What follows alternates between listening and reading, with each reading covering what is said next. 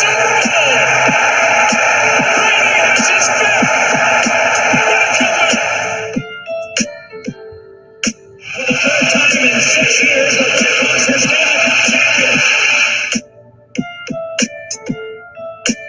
Sox fans have long been hearing the Boston Red Sox are world champions.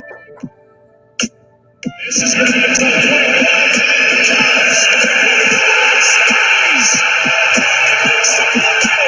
It's over. And the Kings have finally won it all. 8-7-10. Woo! We are live. We are the best sports podcast on the planet. This is Triple Shot Sports. I am your host, Brandon Combs, joined as always by the Soup Boss.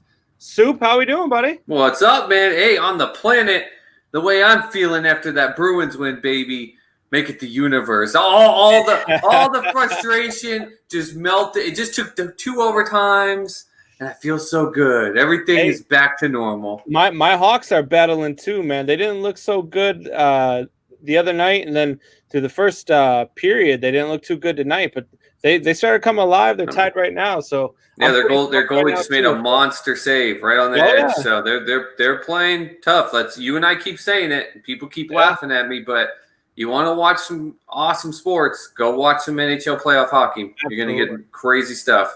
Absolutely. I go crazy too, man. Every time I hear our intro, man, that Cubs World Series, all the chills come back.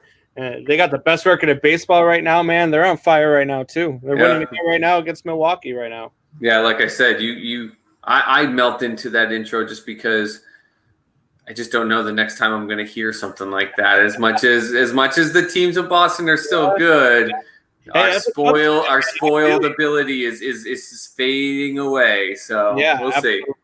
All right, guys. So we got a great show lined up for you. We're gonna, talk our AFC predictions. We're gonna get into every division in the AFC today, and we are going to talk a little bit of hockey, a little bit of baseball, a little bit of college football as well. So let's get down to it. So first things first, Soup. The Big 12 announces its fall schedule. And, we were talking the other night about how the NCAA needs to get their stuff together. You got teams opting out, other teams opting in, conferences shutting down, other conferences announcing schedules. What the hell is going on in the NCAA? Yeah, and they've stayed completely silent still throughout all those aspects. Now they did come out and say, at least I gave them credit for this, the fact that players that are not able to play or opt out for any reason will have the ability to go back and have their eligibility reset for the following season. So kudos to them for allowing these players and these young students the ability to not stress too much when it comes to that. With that said, they still haven't said anything. You've literally got the aspect where the Big Ten, you've got the conference pretty much saying, if you don't like it, Nebraska, you can get the hell out. And Nebraska today had to come out and say, well, no, we're committed. But then the Big 12 had sources that they said, hey, open arms, come back. We'd love to have you. You got all this drama going on. I get you don't have a commissioner, but you have leadership with the NCAA. You have talking heads. You have people. I said it in our last broadcast 2 nights ago. You've got people that can come out and just make a statement, do something. Yeah. Our last broadcast, we had the Big 12. It broke. You said you had someone that knew coaching staff at Kansas State, and I had people down here telling me the opposite, even though the whole schedule thing come Thanksgiving still slightly confuses me how they make things work. But they came out instead and said, no, we're playing, and got people wondering, super conference, how is this going to work? I mean, yeah. And so much for Michael Buckheister's sources. I mean, Michael Buckheister came out with his sources, said the Big 12 was next, and I guess his sources were a little bit off, but look, I mean, I'm excited. Yes, I got the better sources. Yeah, the idea of a super conference really excites me. The idea that the NCAA players could go out there potentially right now with this season and the way it's shaping out. I wouldn't be surprised to go see them try and create a players union. To be honest with you. Oh, this is finally the first step. People have talked about it. Yeah. This is finally going to kick that off. They don't have time give credit to a bunch of people on Sports Soup that said, hey, it's a great idea, but they don't have time this season. But this is going to start it for sure. I think we have a players union next year or the year after. Yeah, and these teams that still want to play, like teams in the Big Ten, like your Michigans, your Penn State, your Wisconsin, those teams that are big name schools, go independent. I'm all for it. Look, I'm all for anarchy. I love anarchy, especially anarchy in sports. Like, I was a big proponent of. I don't know what it means, but I like it. Yeah, no, see, like, I love anarchy in sports. I think my favorite one that I thought of was a WWE scenario in the NFL where a couple years back when the Patriots traded Jimmy G, and it was widely known that Billy B wanted to keep Jimmy G and get rid of Tom Brady and trade him. I was like, man, wouldn't it be great if Tom Brady wins the Super Bowl and Bill Belichick rips off his shirt in the press conference? He's got a Jimmy G jersey, which the Patriots, and goes to San Francisco. Like, so I'm a big fan of anarchy. I told you, episode 1, you're a WWE writer. You just proved it, man. You just gave me the ammunition, locked and loaded. Better writers, so hey, I'm in if they want somebody there. They're awful lately. WWE. I used to watch them all the time, man. Now I can't remember the last time. I just go back to my nature boy Ric Flair. I just go back to old school footage on him. I don't watch any of it anymore, unfortunately. That's what my kids make me watch. That's when I watch. I do love still at the pool. I think you saw Harrison did a video, former Steelers and Patriots player, where he superplexes and does all these wrestling moves that kids in the pool. I was doing that for 2.5 hours yesterday. It was fantastic. But getting back on track, I am a big fan of anarchy, and I would love to see all these teams that want to play in conferences that have shut down to get together and say, you know what, the hell with it. We're probably not playing for a national championship this year because it's not going to be sanctioned by the NCAA. And so let's just get together. That we know of. We have no idea what the hell NCAA is thinking. I can't understand. I can't see a scenario where the NCAA goes up against its conferences and says, yes, we'll still support all the teams that want to play and give you a national championship. I don't see. I can't see the NCAA doing that. What if the SEC? Like, let's be honest. Who's your baby in college football right now? Who's your money maker? Who's your bread? Every 10 years that changes. It does, but right now in 2020, the SEC is your baby. If they come forward and go, not only are we doing this, but we still want a format playoff. When we want Big 12 and ACC, we want them as a part of it. We still want a playoff. We still want a title game. If not, we're going to try to start doing things with more, whether player unions or heck, even athletic unions where the schools on their own kind of format, their own type of leadership and take the NCAA and kick them out more. I think the NCAA kind of has to at least consider it, don't you? Yeah, I mean, the NCAA needs to grow a backbone right now. We haven't heard anything from the NCAA. They have been. They did drink a beer and just silent during all of this. Yeah, like I don't know what the NCAA is thinking. I don't know how they haven't come out with a game plan on how to play these games. They've let everybody down. I know you went off on a tangent last week about this, and I mean you're 100% correct.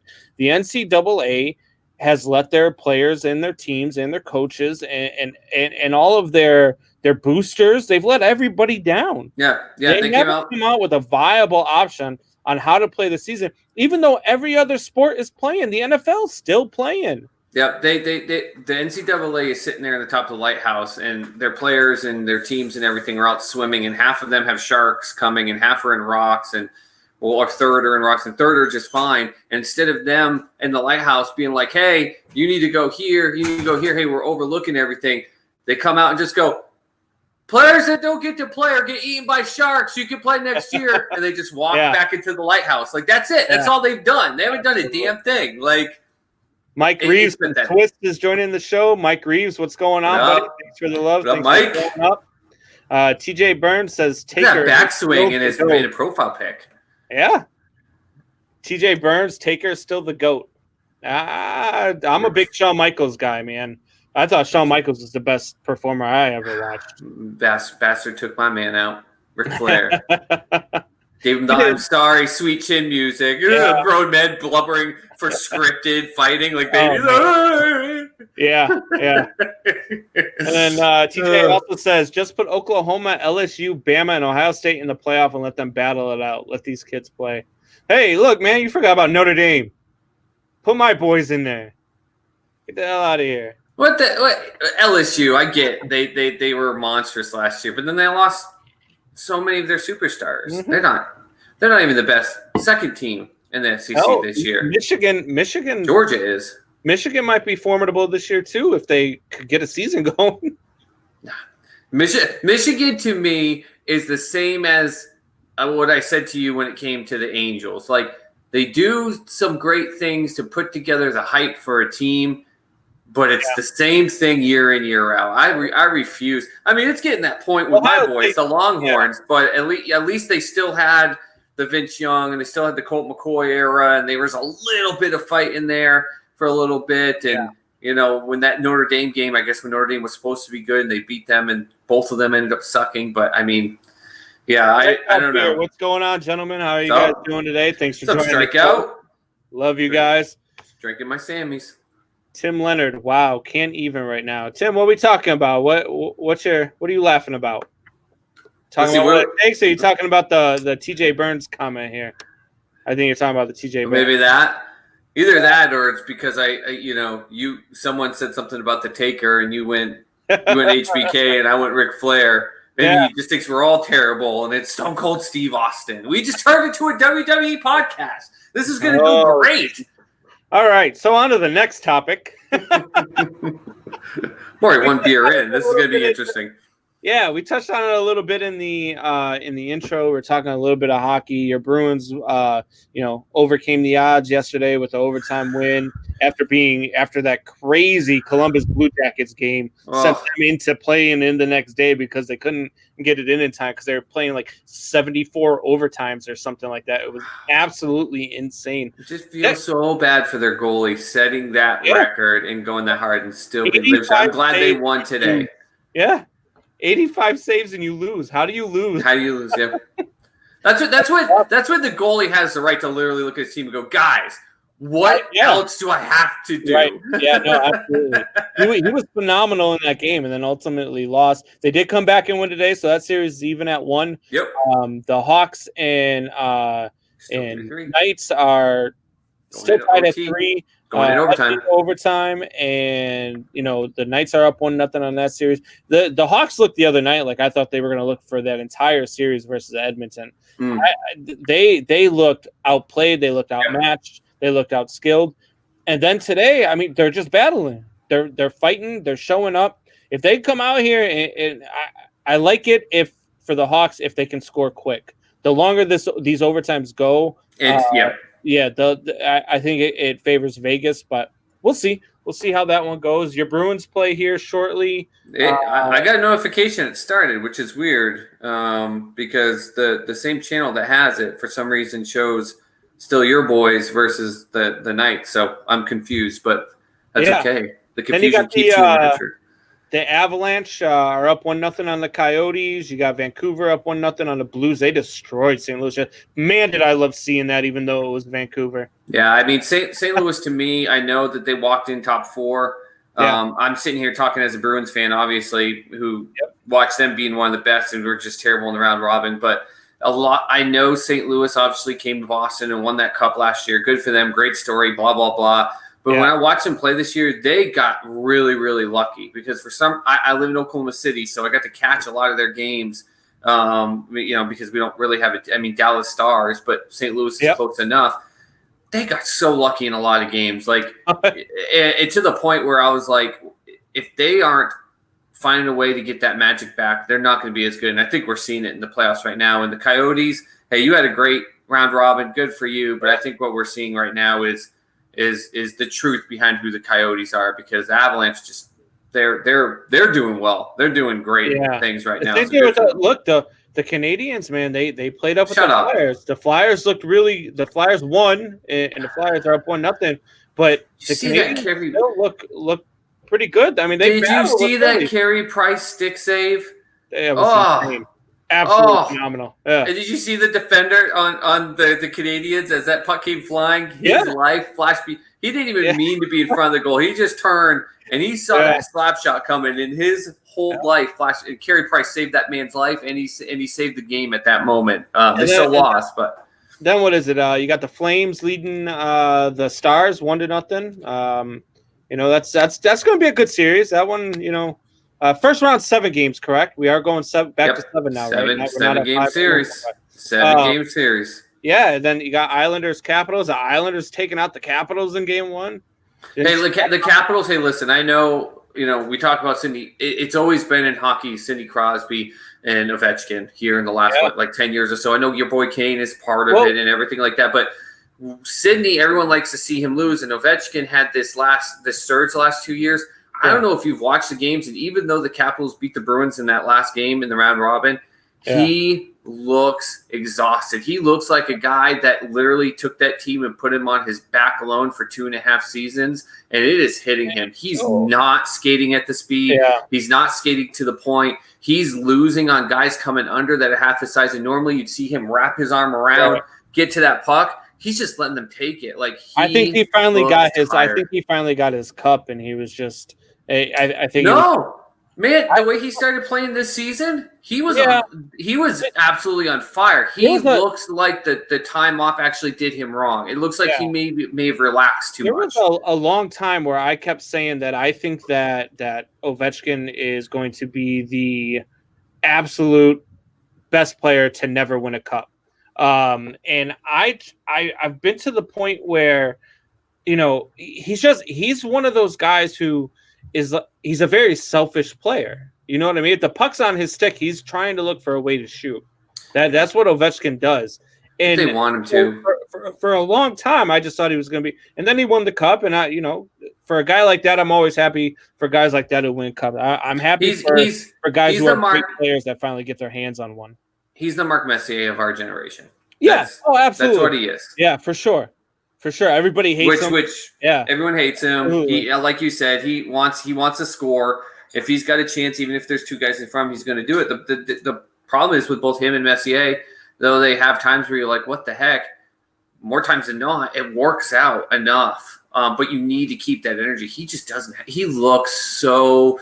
I wonder if he worked out during that whole time off. He almost looks like he thought they weren't going to come back. He looks exhausted. Yeah, absolutely.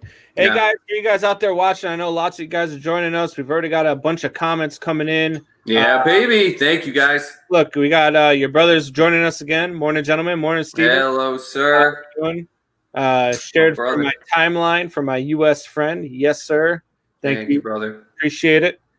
And stay safe, man. Miss you. You guys, for all you guys that are joining us right now on Facebook and YouTube, smash that like button. Subscribe, share to whatever platforms you can share to.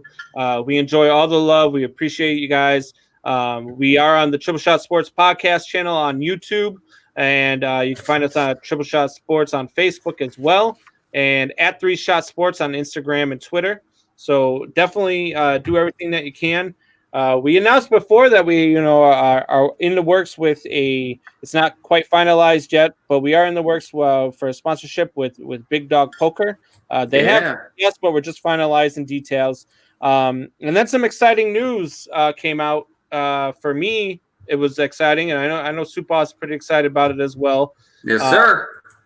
So I'm not sure how many of you guys have ever heard. I like hip hop. I like rap. I like all forms of music. I listen to country. I listen to rock. I listen to everything. But hip hop, classic and rap, folk music. Mr. Combs loves him some sweet jazz. Not so much, but So there's a Chicago guy who is on YouTube, and his name is Mises. And just a phenomenal talent. I mean, I got a bunch of his stuff on my Spotify, and when it comes on in the truck, when I'm playing my list, the volume always goes up when this guy comes on. And so I reached out to him, and I said, look, we can't play too much music because we get flagged on YouTube and all that stuff. So, we'd be honored if we could play some of your stuff, and if you would, sponsor us and let us play some stuff for you. And Mises wrote back, and he said, "Go ahead." He said he he would love it, and feel free. So, we're going to be playing some good music here on our breaks, and we thank Mises for opening up and allowing us to use his music for our benefit. I mean, the guy is ultra talented. He's got very, very good messages. Like he does. I mean, there is a lot of swearing, and he even says it in some of his songs. He says, "I know I'm a Christian, but I swear a lot." And so, no. There is some strong language. Don't mind. I don't give this guy's shit. got some messages out there. He's got a song called News, and NEWS stands for Never Ever Watch This Shit. So he's got some good messages, and the guy is a great listen. So if you guys are into it and you want to look him up, even if you don't listen to that form of music, just listen up and listen to the words that he's speaking, because a lot of the stuff he's talking about needs to be heard, especially in today's world. So do you hear that, YouTube? We got his permission. We got his permission. I swear, if you flag this, drop kick you. So that being said, we are going to go ahead and take our first break, and we will be back here in about 90 seconds. So why don't you guys go ahead and enjoy a little bit of Mises for us, and we will be back here shortly.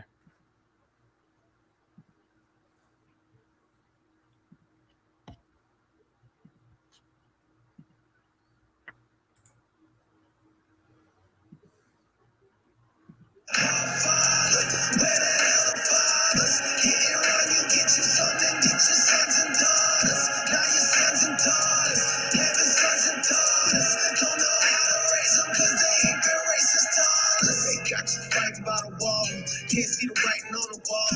All on social media, writing down your thoughts, writing on your walls. Shit, I'm guilty of it too. Few comments almost made me come unglued. Had to put my phone down, pick up my Bible, spent time praying in the pews. Spent time praying for the youth, including my now I'm raising too. Boys need to understand what it takes to be a man, stand up for the truth. When you stand on the truth, don't stand out who you say it to. No one's listening when you dissing, they just stand and wait to shoot. So I won't take a knee, I'd rather take two. That's what it takes to see breakthrough. Okay, cool, no, I don't hate you, but understand why I'm taking two.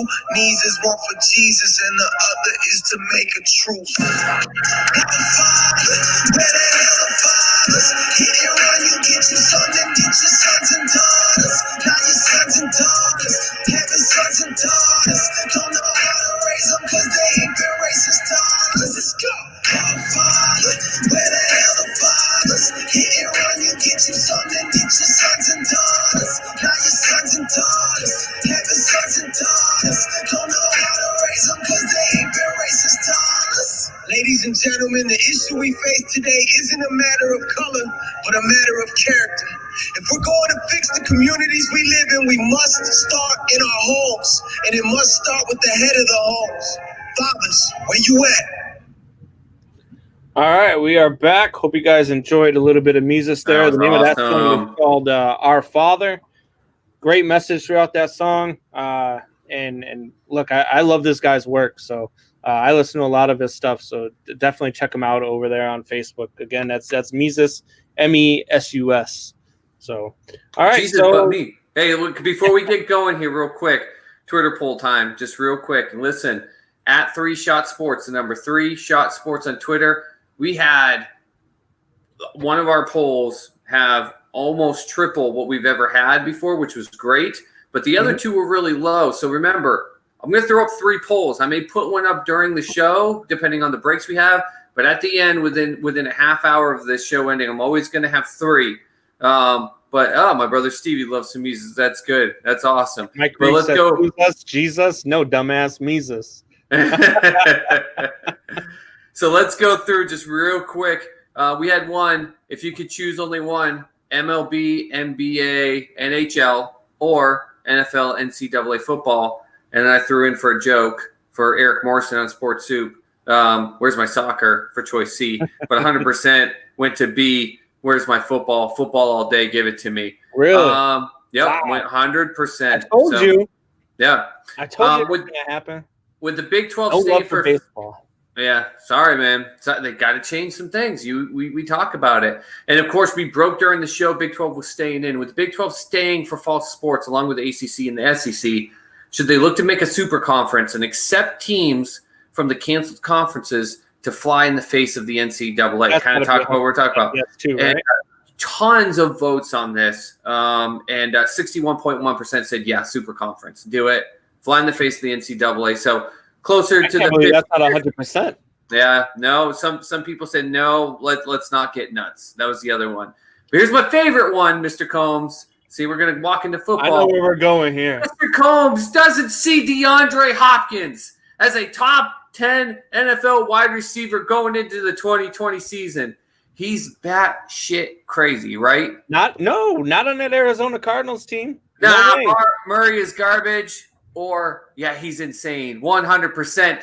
Mr. Combs, you are insane, my friend. Insane. Well, again, and I've said this before, 100% of those voters are incorrect. No, you guys are all smart. Thank you. Thank you for coming in and listening to Sports Soup and understanding I'm a man of the people. I'm here for you. I hear you. I hear your hearts. Okay. Don't worry. He's going to do what he does over here. Just because they agree with you on that and DeAndre Hopkins, and they're all wrong, by the way, doesn't mean that you have to go sit there and brown nose with them. I But know. anyway, I don't need brown nose speaking anymore. of NFL and speaking of, downfalls and guys who aren't going to make it, let's talk about some AFC predictions, and we'll start here with your beloved AFC East. And so the way we're going to do this is we're going to go ahead and say what our records are for each team in the division, and then we will have Pat should have 6 of these though. That's the only thing I don't understand. I mean, lucky you over here. I'm gonna go backwards to have more, but I mean, they ain't gonna have one this year. I'll tell you that much. Have 6 right there. They ain't even gonna come close to having one this year. So I would like everyone to know as we go into this. Listen, I put this disclaimer up. I'm not trying to take up too much time, Mr. Combs, and I'm probably driving you nuts. But listen, a lot of times you watch prediction shows with people that make a heck of a lot of money, more than the $0 Mr. Combs and I are making for working hard to give you guys a great show here. But what they do is they look at these schedules, they look at the teams, and they start to analyze them. They look at, all the stuff, like are they playing home, away, what's the factors, blah, blah, blah. But then they go through and, like, for instance, they'll be like, oh, and I've caught this on shows. Well, I'm going to call an upset here with this team beating the Chiefs, something like that. But then when they go to the Chiefs schedule, they haven't remembered they call those things, and they go for the Chiefs, oh, that's an easy win. And they don't actually balance out. They're not accurate. So when they come through with their final tallies, they're not even accurate. They if you count up the wins and losses, it doesn't equate to what could actually be possible. So I want you to know that both Mr. Combs and I have gone through. I spent half the day playing board games with my daughter because she's all about quality time, telling her we couldn't go to the pool. But I sat there and one by one, cross-checking everything because I want my numbers to at least be accurate. You might not like my numbers, but at least they're accurate numbers. Same here, man. I went through game by game, broke it down, and I made sure that if I had a team sweeping a division series, that I didn't have that same team winning when I put in somebody else's numbers. So, look, going through this, one of the things that I realized, man, every conference in the AFC has a tough out of conference schedule. They do. Man. All of them. They're all playing, the Saints. They're playing the Niners. They're getting some tough schedules. Well, I think that just shows though. I think that shows just how good the NFC is, and we're going to get into that next week. But the NFC, I bring it up. I mean, there's going to be teams that aren't getting into the playoffs in the NFC that are just going to be teams that could have easily gotten in on the AFC. I think you see a little bit of a shift this year. Yeah, 100%. So in the AFC East, I'm going to go first since you're a Pats fan. I'm going to go first. That way you can have the floor because I don't know what you're going to have as far as the Patriots, but I don't have them doing nearly enough this year. So I'll go ahead and go first. So with the AFC East, I have the Jets at 3-13. I have the Miami Dolphins at 5-11. I have the New England Patriots also at 5-11. And I have the Buffalo Bills at 10-6, winning the division. Buffalo is just one of those teams this year coming out, the addition of Stephon Diggs, They've already had a top 5 defense. They are absolutely going to win this division, and it's not even going to be close. The Patriots, once they signed Cam Newton, I did say that Cam Newton was going to start for that team, and they went from a 6-10 team to a 10-6 team. And then Dante Hightower, Patrick Chung, and pretty much half of the Patriots defense opted out of the season. So for me, that brought them down a whole lot because that defense was going to be what carried them this year. I think Cam Newton's good enough to spark that offense a little bit, but he's not good enough to go out there and do the things that need to be done to win more than 5 games this year. And so I think even with Cam Newton, I think at some point they do flip the switch, and they will have to go see what the rookie has. But I have them at 5-11. Buffalo win the division at 10-6. What says you, Supa? Yeah, I mean, I completely get the concern. Obviously, as a Pats fan, you don't sit there and everyone else had players go out. Not to say that there weren't teams that had some pretty good players opt out because of the COVID situation. The Jets had a great player that opted out. It happened, but you're talking about some really good, important people, Dante Hightower and Patrick Chung. Yeah. The only aspect to me that makes a difference is when we lost Tom Brady, we didn't lose Bill Belichick. And he's been shown time after time to take your local garbage bagger, grocery store bagger, and to turn him into a bona fide superstar in some way, shape, or form. I'm not saying that's going to happen in full extent. The defense does get a hit, but also remember, you still have the McCourty twins. They decided to stay. You still have arguably the best cornerback in the game, Stephon Gilmore. So there's going to be some challenges. They lost Van Noy. They lost a couple other players, but, it's going to hurt them for sure. But I don't think 5-11 that bad because I think either Cam Newton is going to have a fire lit under his rear end. He's going to use this year to do well enough, or the young kid took a year under Tom Brady. Remember, people put him at a second-round pick before the Pats got him. He just dropped down, and we've seen it with Bill before. Yeah. So, and as you're saying that, I have said a bunch that Bill Belichick and Tom Brady, you had God on the sidelines and you had Jesus as your quarterback. Yep. But I think that a lot of people give most of Tom's credit to Bill, and to be honest with you, I think most of that credit should have been on Tom. I think Tom Brady is the one that ran that system. I think he is the one that, obviously Bill created the system that Tom ran, but Tom made plays and Tom made things happen, and losing him is a huge deal. And even with Cam Newton, man, if they start out like I plan on them starting out, I don't see Cam Newton lasting long because, as we saw in Carolina, he doesn't take very well to losing, and he hangs his head, and Bill Belichick is not going to put up with that shit. Well, no, and the other thing, and I've said it over and over and over, especially on Sports Soup, I know a lot of people are excited about it, and it's good to be excited about it because here's the thing. I think, Bill, you've already seen Cam come out with a couple different comments where he doesn't take and tear down the Carolina Panthers, but he makes it clear he's driven. And think about what made Tom Brady so special. You're 100% right. I give Bill and Brady equal credit. I hate people that say that Tom was just a system quarterback. That's Trent Dilfer. And I'm tired of people saying Bill Belichick wasn't anything good without Tom Brady. He has a whole resume of where he was good. I mean, he brought the Browns to an actual aspect of a winning team, for crying out loud, in the playoffs. But with that said, I mean, it's still going to be a challenge. It's still going to be rough. Josh is a big Sam Darnold fan, and we're going to get into stuff with them. But I'm sorry, Josh, if you looked at the Jets schedule, I actually put like my thought process here with Le'Veon Bell. I said, you know what? I think he's going to have a better year. Sam Darnold isn't going to be seeing ghosts as much, and he's not going to get sick from kissing his cousin down south or something. I don't know, whatever the heck happened there. But I still sat there, and like you said, I went through that schedule, and I was like, holy crap. This is absolutely insane. The poor Jets.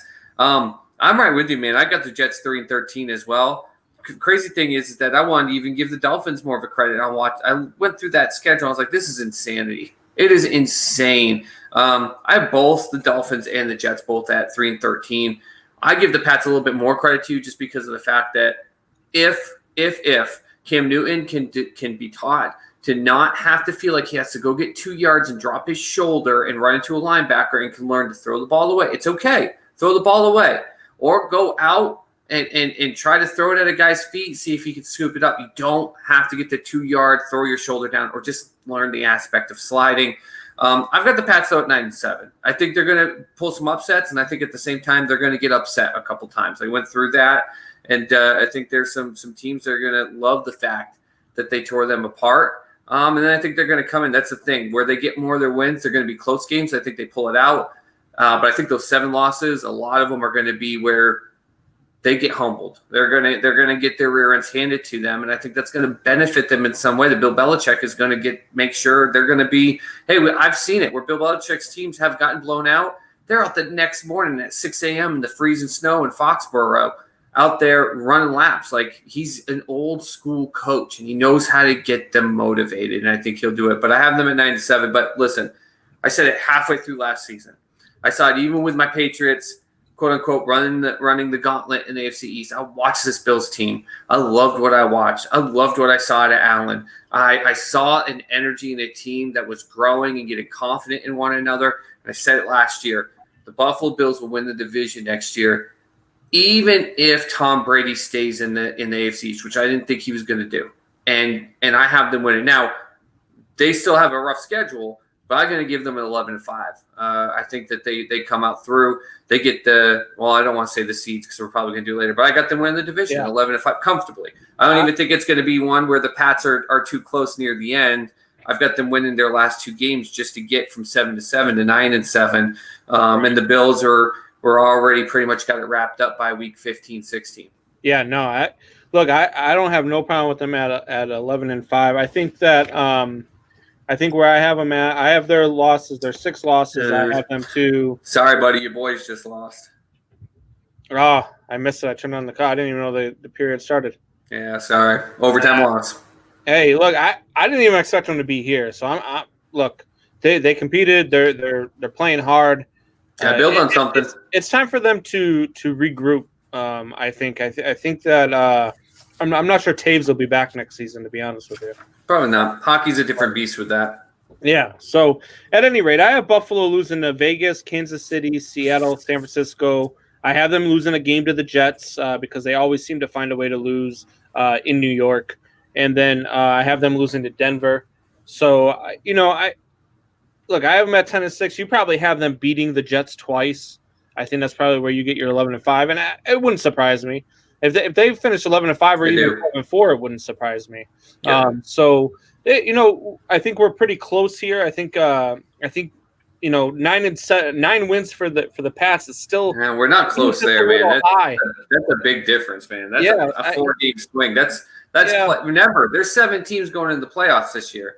That's the difference between your and my number in playoff and not playoffs. Yeah. That's a big swing. Neither one of us have what drunk ass Jared has, because you got to be drunk to have this number.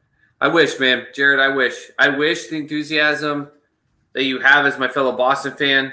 Attaboy, Alan. Attaboy. I wish I had it, but just like with the Sox earlier this year, it was a bit of a homer pick to put him in the 7th seed. I just thought maybe if there was Erod definitely came back. That's what I was hopping on. But Jared, people call me a homer, man. Jared is the definition of he keeps saying, don't let the Red Sox get hot. He thinks the Pats are going to be 11-5. All right. Hey, Jared, I'm writing it down.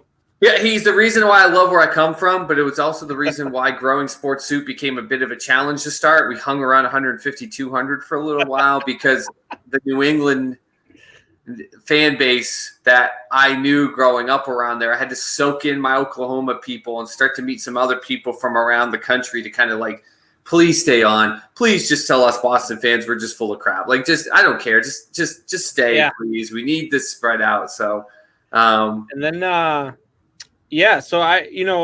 where do you have? So I have New England's losses as Seattle. I think Vegas is better. They're definitely going to lose to Kansas City and San Francisco. I have them losing to Buffalo twice. You might have them splitting with Buffalo. I have Buffalo beating them twice. They're going to lose to Baltimore. They're going to lose to Houston. Mm-hmm. They're going to lose to the Chargers. They're going to lose to the Rams, and they're going to lose 1 of 2 to the Dolphins. So I think I see where we got a little bit of split. So obviously the Bills, I got a split, and I think they're going to win like a 19-17 game against the Bills, which is I think anyone that doesn't think that that's possible with the Bill Belichick team is fooled themselves. Like, I don't care if it's Man, Brian Hoyer. it's really I tough don't care with if it's that Brian defense Hoyer. without Hightower and Chung. That's a totally different looking defense, man. But again, how many times has he made these guys into elite? I mean, we don't even talk about Jones, their cornerback. We talk about Gilmore all the time. Yeah, Jones, but look he was the number 1 rated corner. He was actually number 1 rated. He didn't go against the number 1 receivers, but he was number 1. But I think where I just found the difference, because I have Hawks. They're losing to the Hawks. They're losing to the Chiefs. They're losing to the Niners. I got 1 loss against the Bills, losing to the Ravens, losing to the Texans, I got a game losing against the Dolphins, but I found a big chunk of our difference. Listen, you look at where they're going to be playing the Cardinals at home, which I think they'll get a win in a close game, and then they've got time. And Bill Belichick, they're not leaving L.A. That's a back-to-back L.A. series in L.A. against the Rams and the Chargers, and the Rams and the Chargers are going to be traveling the weeks before. Bill Belichick's going to make that a home series. I'm calling the clean sweep. The fact that the Chargers aren't winning anything this season. Look, they aren't winning jack It's hard for me to pick any East Coast team to go to the West Coast and beat a West Coast team. Just like I can't pick a West Coast team to go to the East Coast and normally beat the team. 100%. Like if they were just going there to play one of these two teams, I would completely get it. But where they have the time after the Cardinals game to then go out there and they're going to sit out there for 2 weeks straight. They're not leaving. They're not coming back. Yeah. They're literally going to play back-to-back games in that gorgeous stadium that I was going to be able to go with my company and go watch the Patriots play them both, and now I'm not going to be able to. Thank you, COVID. Thank you, 2020. Asshole. Freaking pain in my ass. Hate it. All right. But no, that's where I think we got the split right there. Yeah, it's going to be interesting season. It's going to be interesting to see how they handle the quarterback situation too. Yep. A lot of people seem to be split. Some people think Cam's going to start, and other people think it's going to be Stidham. Here's the thing. I've had people that still say that Brian Hoyer is still in that team because deep down Bill Belichick actually wants him because he knows the playbook the best. So I even have 40. I think it's 40, 40, 20, or like 45, 45, 10. There's still Brian Hoyer people out there. I don't think at all. I don't think you go sign Cam Newton and don't have him as your projected starter. I think you sign him as cheap as they did with a thought process, just like they did with what was it, Hainsworth, and just said, well, if he can do it, if he can, but if he comes in and he doesn't show us going nuts, he's going to do great. Hasta la vista, and that's my thing. Cam. This fire that the words he's saying, I like. Right. It's one thing to say it; it's another thing to do it. So we'll see. Absolutely. All right. Just scored, by the way. The AFC North then. In the AFC North, don't let my Bruins get hot, baby. Don't let my Bruins get hot. 1-0. I have in the North. I have Cincinnati at 3-13. They're going to be. I don't care who is under center. They're hot garbage. I got Cleveland at 8-8. Cleveland is still Cleveland. They've got a lot to prove. Could they be better? Sure, man. But they've got a tough schedule. And I just don't see them being any better than 8-8 unless they absolutely play 10 times better than what they played last year. I got Pittsburgh at 10-6. And I've got Baltimore at 14-2. So I've got Baltimore winning a whole lot of games. I think Baltimore is the cream of the crop in that division. I think Pittsburgh gets a whole lot better because they do have Big Ben back, and he makes a huge difference. And nobody's going to be smashing his head with a helmet this year.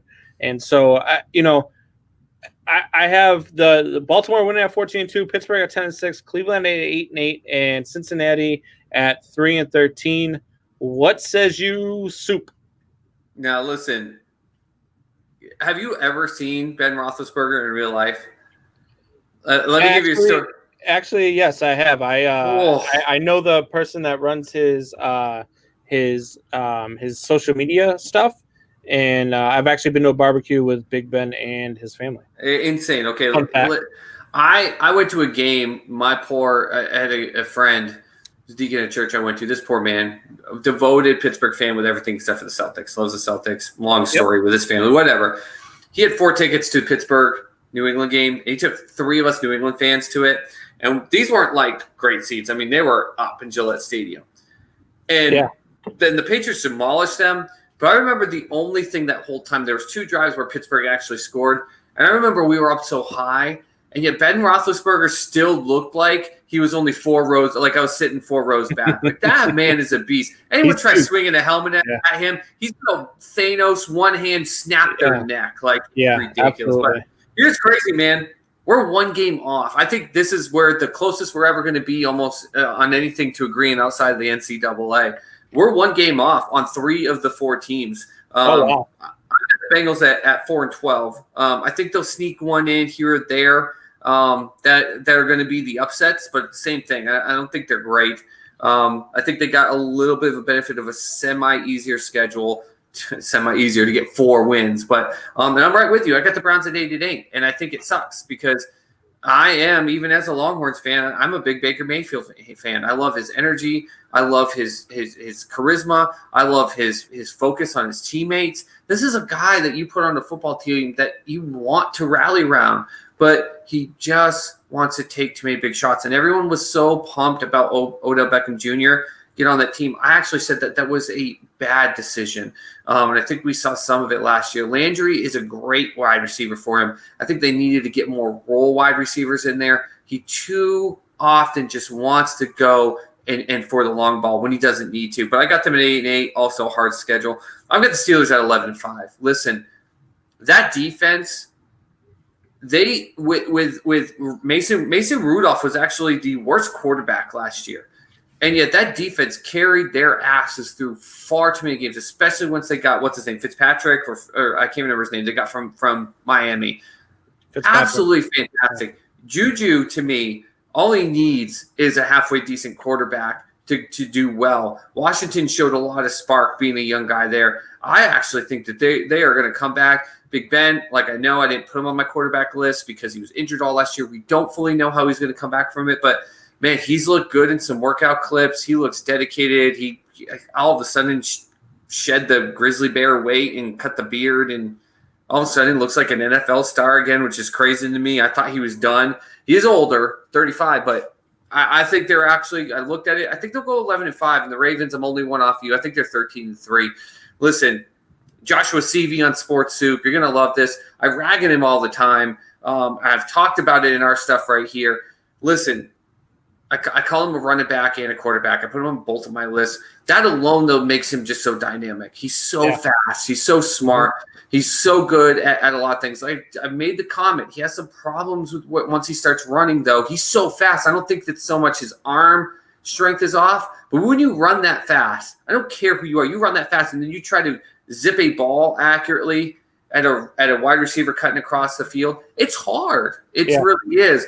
But, I mean, it doesn't change anything. Not to mention, we talk about Jackson so much because how he lit up the league and got the MVP. Let's not forget, that is still a Ravens defense that knows what they're doing. Great leadership. You thought when Reed and Ray Lewis were gone, that was going to change. The opposite. It just keeps carrying down the line. So I got them at 13-3, and I got the Steelers at 11-5. I think there's going to be 2 formidable teams. Yeah, we're not too far off. I have the only losses I have for Baltimore, Kansas City, and Pittsburgh, losing 1 out of 2 to Pittsburgh. Where you got their losses at? I got their losses against the Chiefs. I got 1 against the Steelers, and I actually got the Eagles pulling up a bit of an upset on them. I think the Eagles will go in and they'll get an upset on them. That's in Baltimore too. It's in Baltimore, but remember, we saw a couple upsets last year. Remember the Browns sat there. You watch Baker Mayfield run like he was a flying angel behind Nick Chubb. I think they're susceptible to that. Sunday, man. Any given Sunday.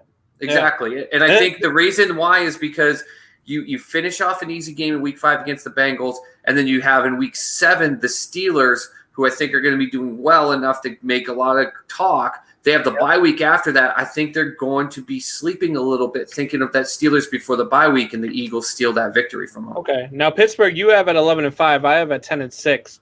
Their losses here. Now, tell me which one of these you don't have, or if you have all different ones.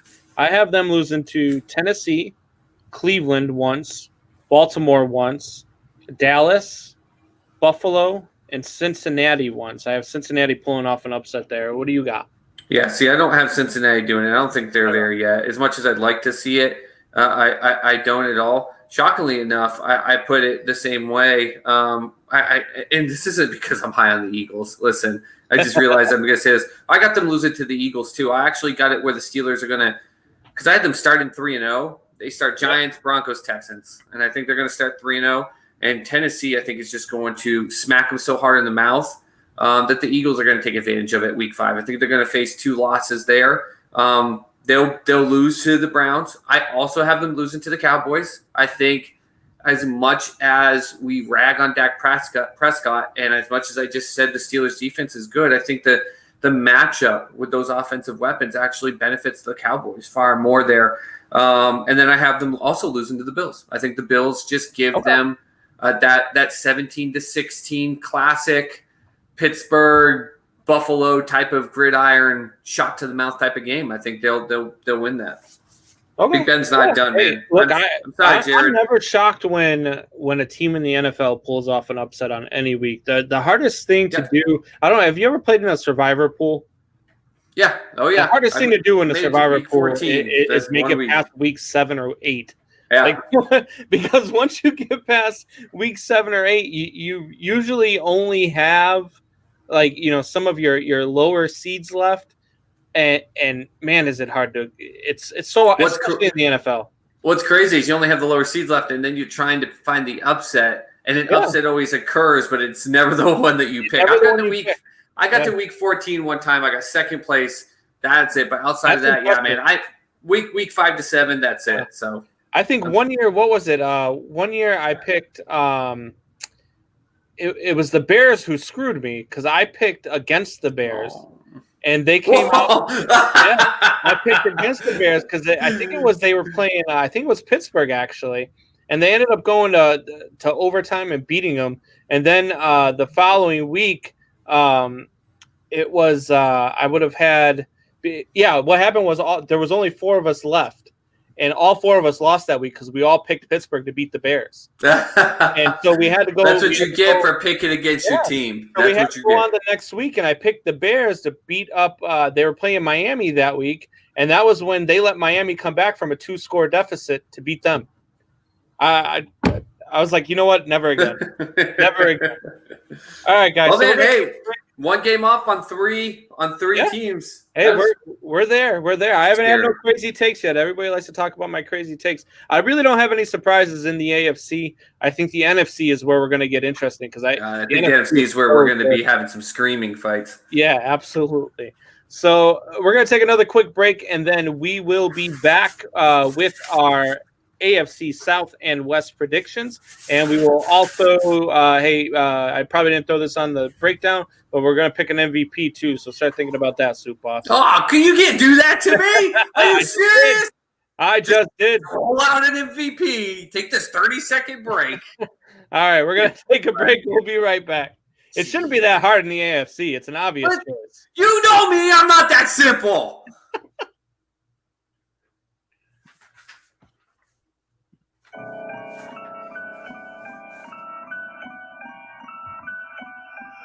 I ain't gonna take the bait, I ain't gonna vaccinate. I can read between the lines, Billy Gate don't have to say 12 and 80. Listen, I wasn't born yesterday. That's the thing on mama bird. We think our daddy masturbate. Gather around, pull up a chair. We gon' have a chat today. I'm cooking up some people. Don't grab a plate, get your napkin straight. Cause it's about to get messy. That's why I ain't dressy. I'm about to spill the beans long as the internet. That's just getting on some thin ice. You could call the kid Resky. I believe in change. Chris, I ain't scared of death. Bet me every dollar in your bank account, Billy. You have to kill me for my willingly. Let you check me. I really hope you feel me. Cause I'm really being serious. I bought a $9 million. The safety of my safety. Please don't try, Billy. Bitch, you know you don't care about no dime people. Only thing you care about is who supplying needs. Rich get rich and poor get sick of crying out to Jesus. It's the power right. Love a dollar signs is zero. I ain't stupid. I know what the hell you doing. Hell no. I won't do it just because you tell me to. Man, no. I don't give a damn. Make it better.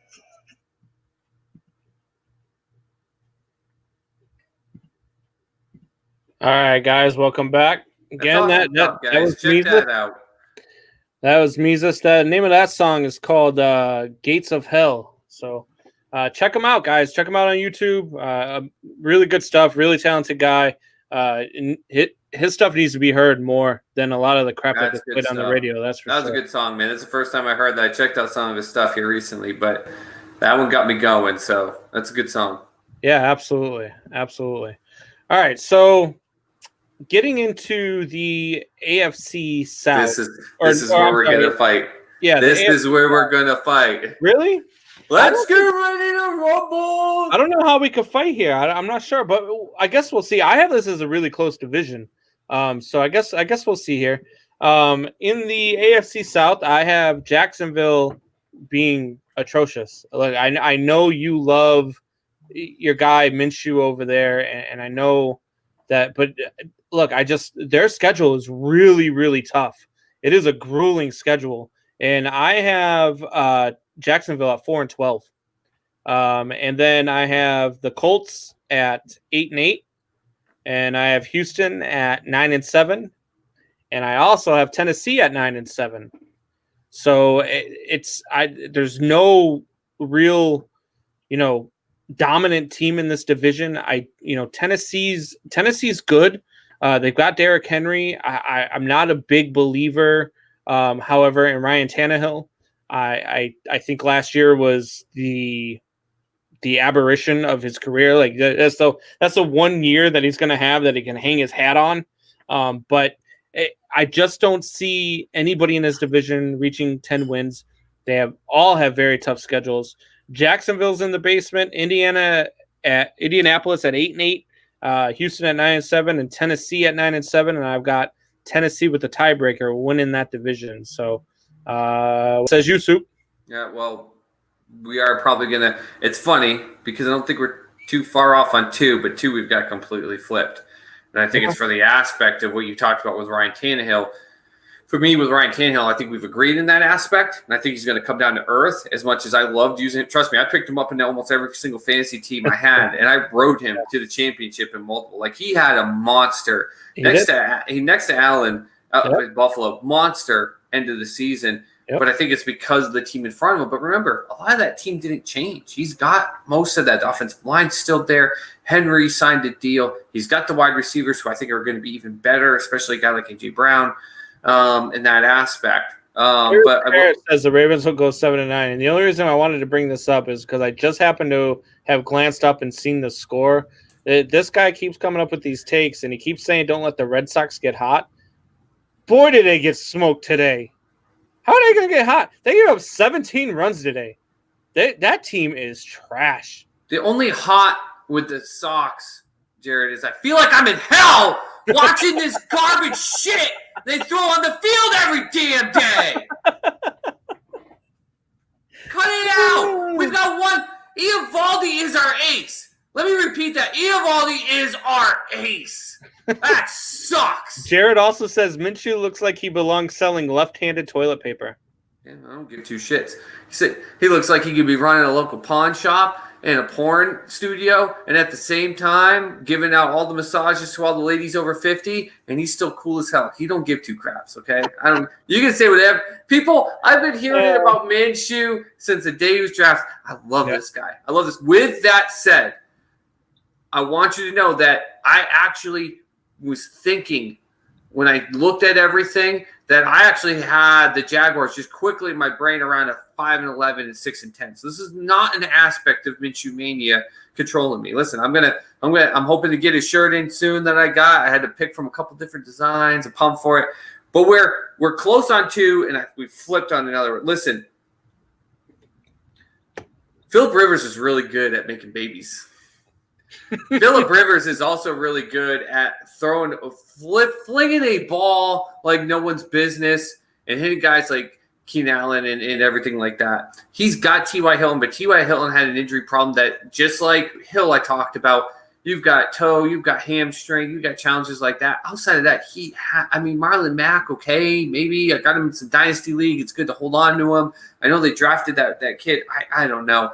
I just do not look at this Colts team and think, yeah, that's a team that's going to challenge. Not yet. I see the pieces there, but you know, I don't even like the kid they drafted. He would look like a damn bum on the couch during draft day, and he got drafted. He was like, I don't give two shits. His poor girlfriend was sitting there like wanting to be happy for him. So I think they got pieces there, but they're still off. And I think this Philip Rivers thing was, listen, I need someone to sign me. I need to be able to feed 412 kids. I'm going to make about 10 more during the season. I just need a contract. It's not as bad as Jay Cutler in Miami, but I don't really foresee him doing well. I got the Colts at 4-12, man. I'm sorry. I don't see it. I think T.Y. Hilton goes down. I think that defense is still got a lot of big holes. They've got some good players, but they got a lot of big holes. I just looked at the schedule, and I just could not see it. I see them losing a lot of close games because Philip Rivers will help them keep them close, but that's exactly what it was in San Diego. I know it's LA now, but he was a San Diego Charger. How many games did he keep them so close? But it's just not enough. And I see the exact same setup. So I got them at 4-12. I went through this about 10 times. And I went over it and over it. And I went back and I looked at the aspects of home and away. I looked at all these different things. And I took my DeAndre Hopkins love out of it to know that they brought in a couple of good pieces. And I looked and I looked and I looked. I got the Texans at 7-9, man. I can't. I'm almost telling myself I'm an idiot for it, but I've got them at 7-9. I think this is going to be a hiccup season, and I think the other part of it is because there's such a low view of Bill O'Brien that I think this is, as much as Texas fans might be upset at me after this, I think that 7-9 is actually going to be good for them because it's going to get Bill O'Brien the hell out of there. They're going to give the GM to an actual GM. They're going to go get a coach that's going to be hungry for the players, kind of like a Shanahan out in San Fran or something like that. And I think it's going to be better because Deshaun Watson needs someone. They picked up his option, so he'll have 2020 and then 2021. And I think they cannot go into 2021 as Bill O'Brien as their coach and GM. They can't.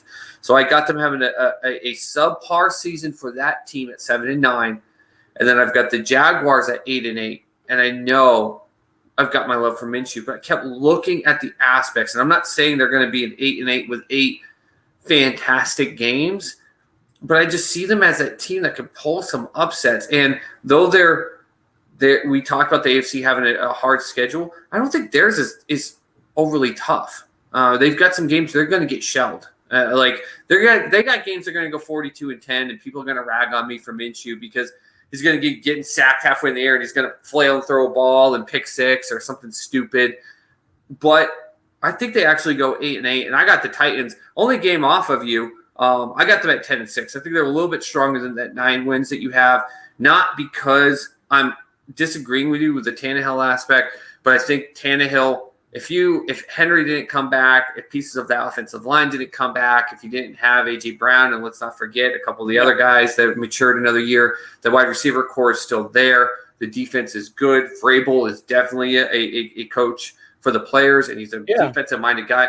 That holds it through, where I think they take that energy from last year. They hold true at 10-6, and I think in this – what is the worst? I'm so tired of hearing people saying the AFC East was the worst division. It's not even close to true. If you do your research, the AFC South has been by far the most abysmal division in all of football for 15 years running, or 12, wherever it was when they did all their realignment. But I got them winning at 10-6. Yeah. So I mean, look, I don't know where I just don't see Jacksonville being that good. I don't see Jacksonville winning that many games. I got Jacksonville losing to Indy. I have them losing to Houston twice. I have them losing to Tennessee twice. I have them losing to Detroit. I have them losing to the Chargers. I have them losing to Green Bay. I have them losing to Pittsburgh. I have them losing to Minnesota. I have them losing to Baltimore, and I have them losing to the Bears. I don't know. They're going to sweep. They're going to sweep the Colts. You think they're going to sweep the Colts? I'm putting it down right now. They're going to sweep the Colts. Week 1, week 17. I think they're going to come out with energy in week 1, and they're going to win. And then by week 17, right. I think if my prediction's right, the Colts are going to be so half out of it and not give two shits. T.Y. Hilton's going to probably be hurt. I think that's a big statement because if the Jags can walk in with my prediction at 7-8, with the 7 teams going to the playoffs, they're going to have a chance potentially for that 7th playoff spot. I think they're going to play their hearts out. That's why I looked at it that way. Week 1 and week 17. But I have them losing to the Titans, the Texans. I have them losing to the Packers, the Steelers. I mean, I got a 4-week stretch. Packers, Steelers. I have them losing to the Browns. I have them losing to the Vikings. I have them losing to the Ravens, and I have them losing to the Bears. Yeah. But I think intra-division, I think they're actually going to do it pretty decent. It helps that they play the Dolphins and the Bengals and the Lions. I think that helps them. I think it really does. I think they're when you talk about the best of the rest, and those teams, I don't think they're going to lose to Detroit, man. Detroit's a better team than Jacksonville. I think they're absolutely a better team than Jacksonville. I don't trust. We had Jared commenting that Big Ben's done. It's not that I want to see Matthew Stafford done, but people forget he broke his back. He's a tough SOB. He played through it, but that makes it worse. He didn't say, hey, something's bad with my back, and they shut him down for the season and gave him surgery. He played that whole season and then had surgery. I don't think he's walking into this season the Matthew Stafford everyone knows. I just don't. Yeah. And sorry, I just got caught off guard here. So they threw, and I hate when they do this. When you're broadcasting a baseball game and a guy has a no-hitter heading into the 6th inning, they put it like it's sitting up there as Darvish, how many pitches he's thrown, and it says no-hitter through 5 right underneath. Yeah, they jinx him. Yeah, it's just jinx him. No sense. But yeah, Darvish right now is throwing a no-hitter against Milwaukee. They're in the 6th. That's a big team to throw a no-hitter against too. Yeah, absolutely. Look, they've got some big boppers on their squad, and they've got the second best player in baseball in their lineup. So he's pitching well tonight. But at any rate, so we're off a game on Tennessee. So let's figure out where we're off there. I have them losing to Minnesota. I have them losing to Buffalo. Yep. I have them losing to Houston 1 game. I have them losing to Indy 1 game. I have them losing to the Bears. I have them losing to Baltimore, and I have them losing to Green Bay. Okay. Again, I don't think we're too far off here. I think we were a game off. You had them at 10-6. I had them at 9-7. 9-7. Yeah, so we're a game off. So I have them losing to the Vikings. The Vikings people are going to be. I don't care, even with them losing Stephon Diggs, and we'll get in the NFC next week. They're going to be a good team. They're going to lose to the Bills, and I'm putting this right now. Let me tell you right now, this is where people are going to wake up on the Bills. I have them. This is going to be Tennessee's worst game of the season. I think they're going to lose like 38-10 against the Bills. Yeah. I really do. The Ravens, they're going to lose. But I think that's going to be a close game because I think the Ravens are going to have revenge on their mind. But Tennessee's going to prove to them that wasn't a fluke. I got them losing a game to the Colts because it comes right after that Ravens game. There's a lot of energy, and I think that will be one that it works for Phil Rogers to just fling the ball. They're going to be tired.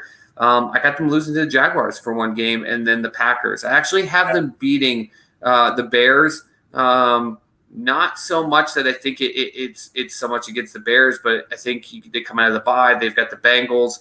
That's 2 weeks pretty much of not really having to stress too much going in against the Bears. And when I went and countered it by looking at the Bears' schedule, they got a little bit of a tougher area right then.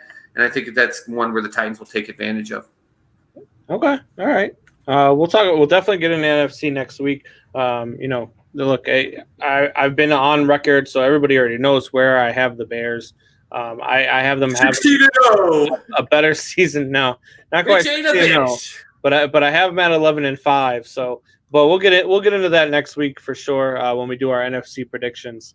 Yep. So moving on to the West here, I have no surprises here. I don't think. It's going to be a down year in this division again, with the exception of Kansas City. The only surprises you could give me is if you got anyone outside of the Chiefs doing anything worth looking at. Look, I have. So here's what I have. I have Denver in the basement at 6-10. I have the Chargers and the Raiders both at 8-8, and I have the Kansas City Chiefs at 13-3. Yeah, you've given that rest of that division a hell of a lot more. This is where we're going to be off a lot. You've given them a hell of a lot more credit than I have. Well, here's what I've got. So I've got the Chiefs are going to win that. Clearly going to win that division. Yep. I only have them losing 2 divisional games, and then I have them losing to New Orleans, and what will probably be the best game of the year. So I think they take care of business. They do play Tampa Bay too, so that's another spot where they could possibly drop a game because I think Tampa Bay is going to be really good this year. but they're just the cream of the crop in the AFC, let alone in their own division. They are so good. Patrick Mahomes. You have them beating the Ravens then in their game? Because you had the Ravens at 13-3 too, right? I had the Ravens at 14-2. Ooh, so you gave them the number 1 seed. Okay, so this is where we're going to be off a little bit. Yeah, so I've got the Chiefs at 13-3, and I just come on. I mean, if you have anybody other than the Chiefs here, you're crazier than I am. I would dare. We've got some great Raiders fans on Sports Soup.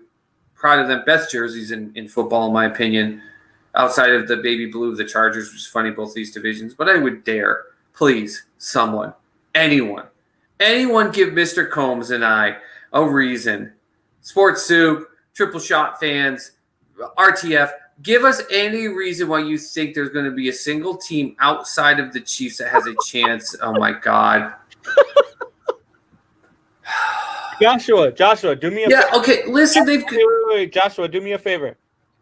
Shoot me a private message, and I want the number and the address of your dealer.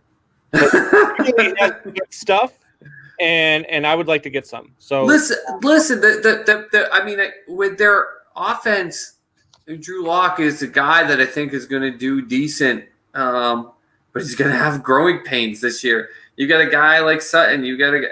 They're running back, but I mean, Landry was good, but then you went out and signed what's-his-face that was on LA. Like, you don't have an identity at running back with 2 really damn good running backs. Yeah. Like, do they have the pieces to be good? Yes. Are they going to be scary? No, they're going to trip over their own damn feet. Yeah. The only thing scary about Denver is the altitude. That's about it. There's nothing scary about Denver this year. Have you ever gone to Denver, man? No. I've been to Denver multiple times. And one day I got so used to the altitude, used to it. I was like, big deal. We went up Pikes Peak up the car, and I was dangling off edges of cliffs. I'm like, this ain't nothing. It didn't bother me too much. But you got people who just have a hard time with it. So, well, what I was going to say is I went out and said I'm going to run a mile. And I got a third of the way through, and I thought my lungs were literally going to seep through the pores in my chest. So it was horrible. Going with an oxygen tank, right? It was terrible. So you're right in that aspect. But listen, I think you've given this division far too much credit. Oh, you're broker out here, giving us a reason not to go with the Chiefs. Difference, Stevie. He got the signing bonus up front. There's 2 challenges though.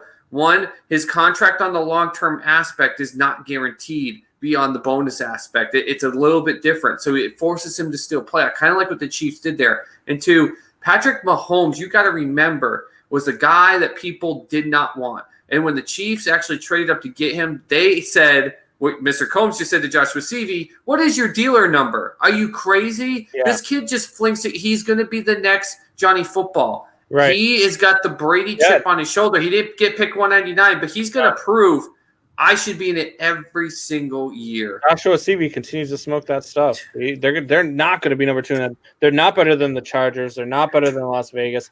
The Chargers are a sneaky team because I think Tyrod Taylor is a lot better than people give him credit for. I don't think Tyrod Taylor is a superstar by any. But they don't want him in there. I do not. They don't want him there. But he's that guy, man. He's a stud.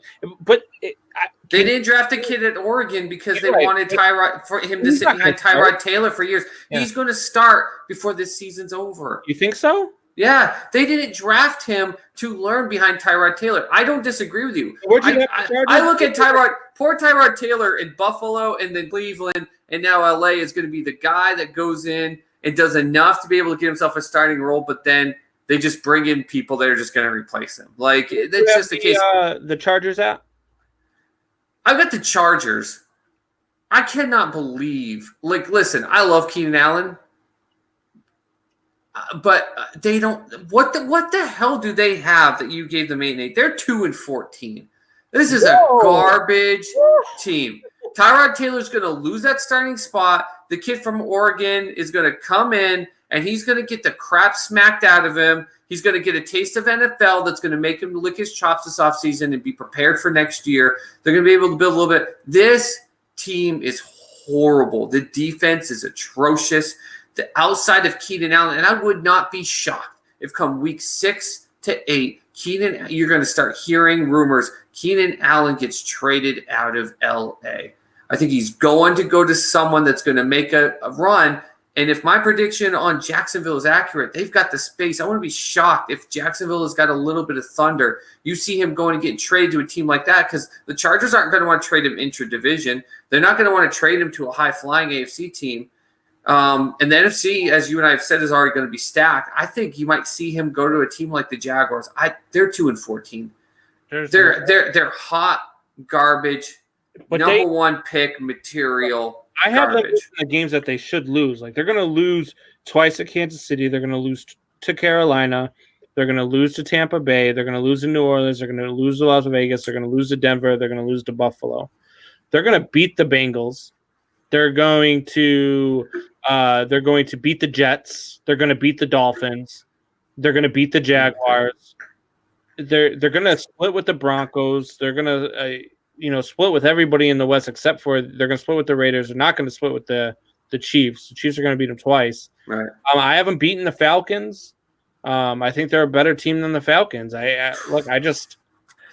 just made Julio Jones your number one freaking wide receiver. Told me I was nuts. But you have this shit team beating the Falcons with Todd Gurley and Matt Ryan and Calvin Ridley and your number one wide receiver going in the league. You think they're better? What did I say? Tyrod Taylor? Well, what else did I say earlier? I can't have an East Coast team go to the West Coast and beat a West Coast team. I don't see it. They're in LA. The team is crap. It's like beating a college team. Okay, you got to travel to the West Coast. It's a college team. No, you're wrong. Who's their running back? Mr. Combs, who's their running back? Who? That's what I'm asking you. You're asking me who's running back? Who's running back? Their running back is Justin Jackson. Wow, that just lit the fear.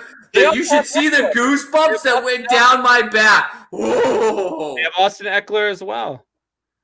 Okay, so Eckler, I think I love the chip on his shoulder. Keenan Allen, of course, to me is he wasn't in my top 10, but man, he's a guy that he doesn't get the credit because he had some injury problems a couple years ago. That's it. That's all they have. That's it. Eckler and Allen are not going to carry this team. Tyrod Taylor's going to lose the starting role to a rookie. And unlike the aspect with Baker Mayfield, where Baker came in and had some energy, this kid in Oregon is going to get the crap knocked out. That Chiefs defense is going to punch him in the mouth so freaking hard. He's going to wish the Pac-12 were playing football and he could de-register himself from the NFL and go play an extra year in Oregon. It's not good. They're 2-14. I got them beat in the Jets and the Broncos. There you go. There's their whole whopping two. The rest of your West then. I got the Broncos at 5-11. I don't think they're it's quote unquote horrible as you, because again, I think Drew Lock is actually a decent piece. I don't think they're too bad. You had them at 6-10. Actually, I had them worse than you. Sorry. So I don't. Are they number 2 and whatever Josh Receive, like your prediction with them? Listen, they've got some good pieces. If they could keep building on it, that's going to be a good team. They still got a halfway decent defense, but that's a 6-10 team. I've got a 5-11 team. I got the Raiders at 6-10. I think the aspect with the Raiders that we're going to need to watch out for is the Derek Carr, Marcus Mariota thing, because I don't believe that their coach there has faith in Carr at all. I think there's a reason he was hoping that Tom Brady would come play. And I think there's a reason he went and got Marcus Mariota on that team.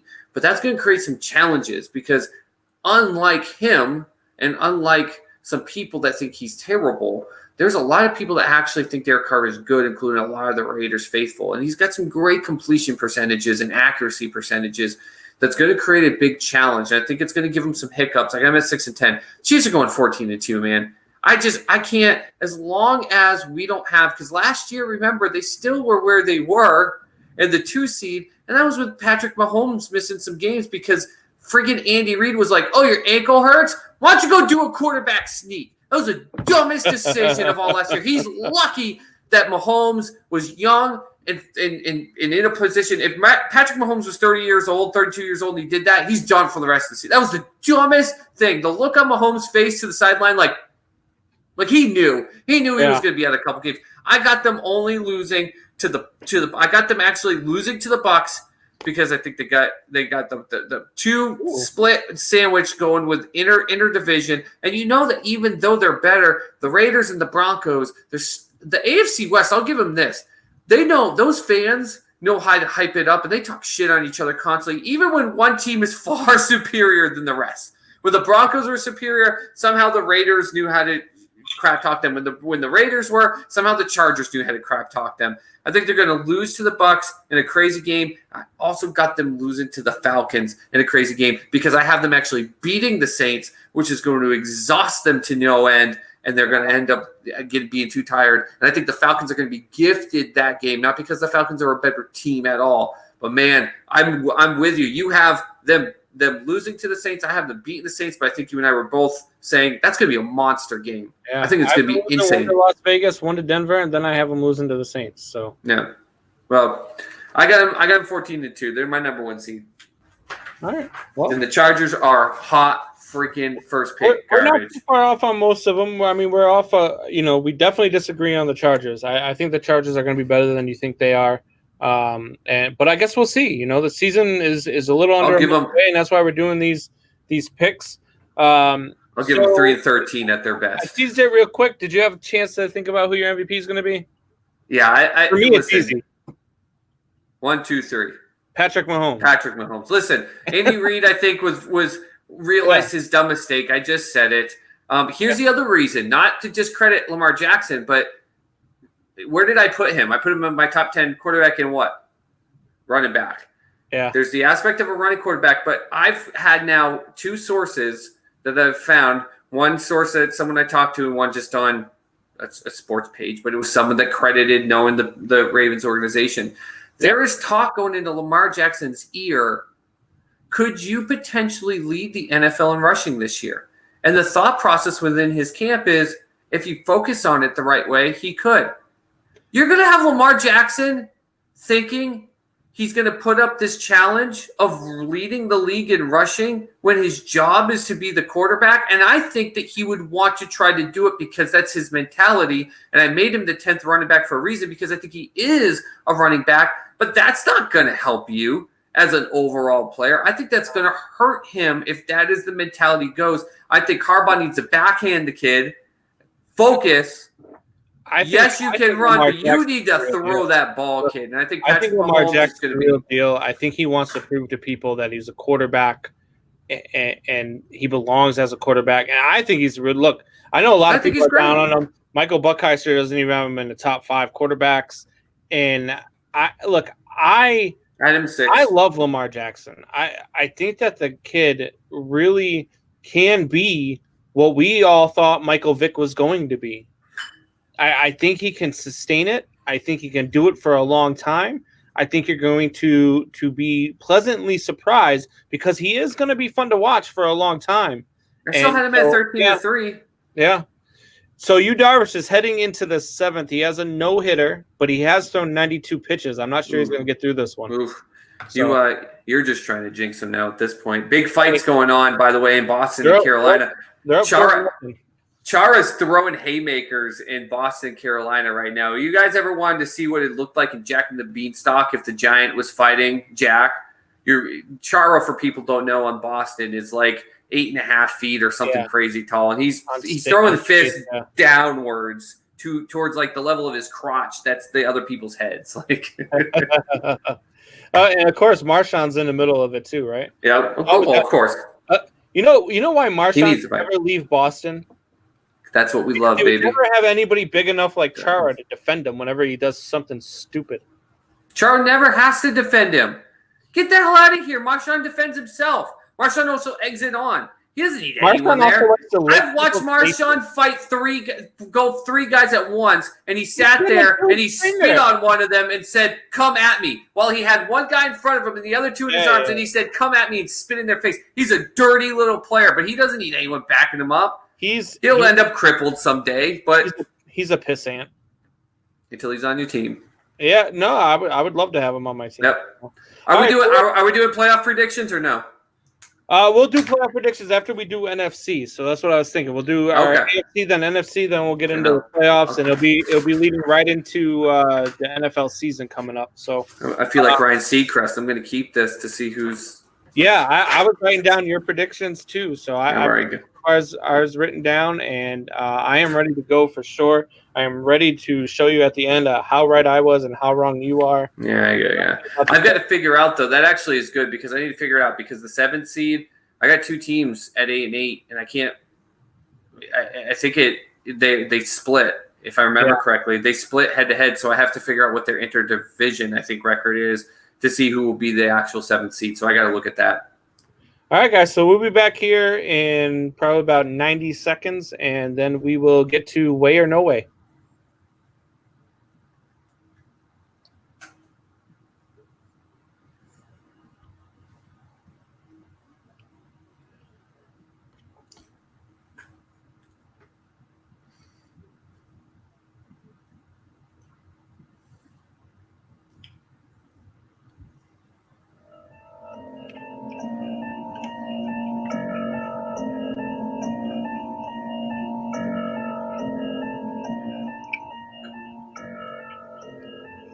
Open up my emotions, just to make me a pussy. Tell the trolls keep trolling. Bet your ass won't push me. All you ass do is push keys. I'm excited for my demons. Even demons scared of me. Only fight when I'm sleeping. God, why am I breathing? Got no rhyme and no reason. That's the reason I rhyme. Bitch, spotting my season. I'm tired of y'all eating. I'm just tired of me starving. Actually, I'm being honest. I'm just tired of being confident. I'm over putting a hole in your whole operation. I run out of patience and run out of pages. To write that I run out of pages. I jump on the mic and go nuts on the stage. I'm so fucking amazing that nothing amazes you motherfuckers anymore. Cause my cadence is devastating. Say don't ever say my name. The hell out my way. Got the devil in my head. The devil's in my brain. Like whoa, whoa, whoa, whoa, whoa. No. Not gonna slow the flow down so you slowpokes will know what I'm saying until you replay this shit over and over. I'm only a minute in, already said more than you say in one of your albums. Wow, standing in the ring and ready to get it in. Let me know who want a problem. Holla, I ain't never ran a fuck what you thought. More battles than you ever fought nowadays. 2, 6, 9, and then tell when they get caught. I'm sticking to the code. Jump before the sun, then with the flow. Only keep me out to hit the road. Trying to make it dollars. Hitting both motherfucker everybody. It's my gun, oh my gosh. See me with the lights off. It's a motherfucking star. I said that on the first call. All right, guys, we are back. Hope you guys enjoy some Mises. Name of that one is called Notice. Putting everybody on notice that he's coming. Look, that man is ultra talented. Look, he can do some good messages. He can battle rap. The guy can absolutely rap with the best of them. And so check him out, YouTube, Mises. All right, so now it's up. Hey, real quick before we leave the NFL thing, Twitter poll. I'm gonna go 4. We're gonna go 4 after the show, and we've got the weekend. I'm gonna put the 4 divisions in each team. Who do you think is going to win the division? Because I want to see if there's anyone picking any of the 3 teams outside of the Chiefs on that West. Absolutely. On that note, game on! Game on! You feel it. Wow, fish score! All right, you guys know what that sound is. That means it is time for our game. You guys love it. It is way or no way. No way. Yes way. I can't wait for that next movie, baby. Bill and Ted. Can't wait. Yeah, that's gonna be a good one for sure. I saw the first trailer and I was like, oh god, this storyline looks terrible. And then I saw the second and third and I was like, all right, that's good enough for me. All right, so let's get into it real quick here. Way or no way. We have the first one I came out with this morning because I was watching First Take and I hear this clip. And look, Joshua CV, if you're still listening, man, you're gonna love this one because this guy came out and they asked him a question about how good he thinks he is and if there's anybody in the league that can throw like him. And he says that he hasn't seen it yet. And then he goes as far to say as when it comes to, talent and all time, he's like, there's a couple guys that I rank up there with me and there's a couple California boys and meaning Joe Montana and Tom Brady. look, so the first one here is Aaron Rodgers is on the same level as Joe Montana and Tom Brady, and I'm going to take it first here. This is an absolute no way. There is on no planet is Aaron Rodgers as good as Tom Brady or Joe Montana. He's not even in the same breath. Look, the guy is good. He's been a good quarterback his entire career, and even as a Bears fan, as much as it pains me to say it, he has been a really solid quarterback. And you can go and you can throw for 4,000 yards and less than 5 interceptions and do it in 2 consecutive years. And there's only been 2 years where a quarterback has done that, and he has them both. You're a really good quarterback. But you're not Tom Brady and you're not Joe Montana, and you're a joke for even suggesting it.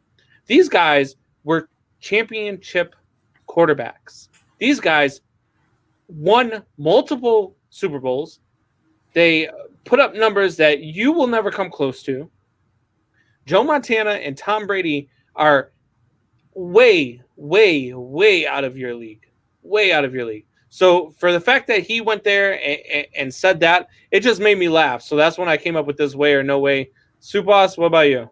Yeah, listen, you know where Aaron Rodgers can compare in some way in my nerd heart with Tom Brady. Listen, Tom Brady's got his supermodel wife and former, but I mean Olivia Munn and Danica Patrick. I mean the fact that he got to date those two, fantastic, great for them. But no, this is a joke. This is an absolute joke. Listen, we did our top 10 quarterbacks the other day, and we were talking about the aspect of Brady and all this stuff, and we were looking at statistics.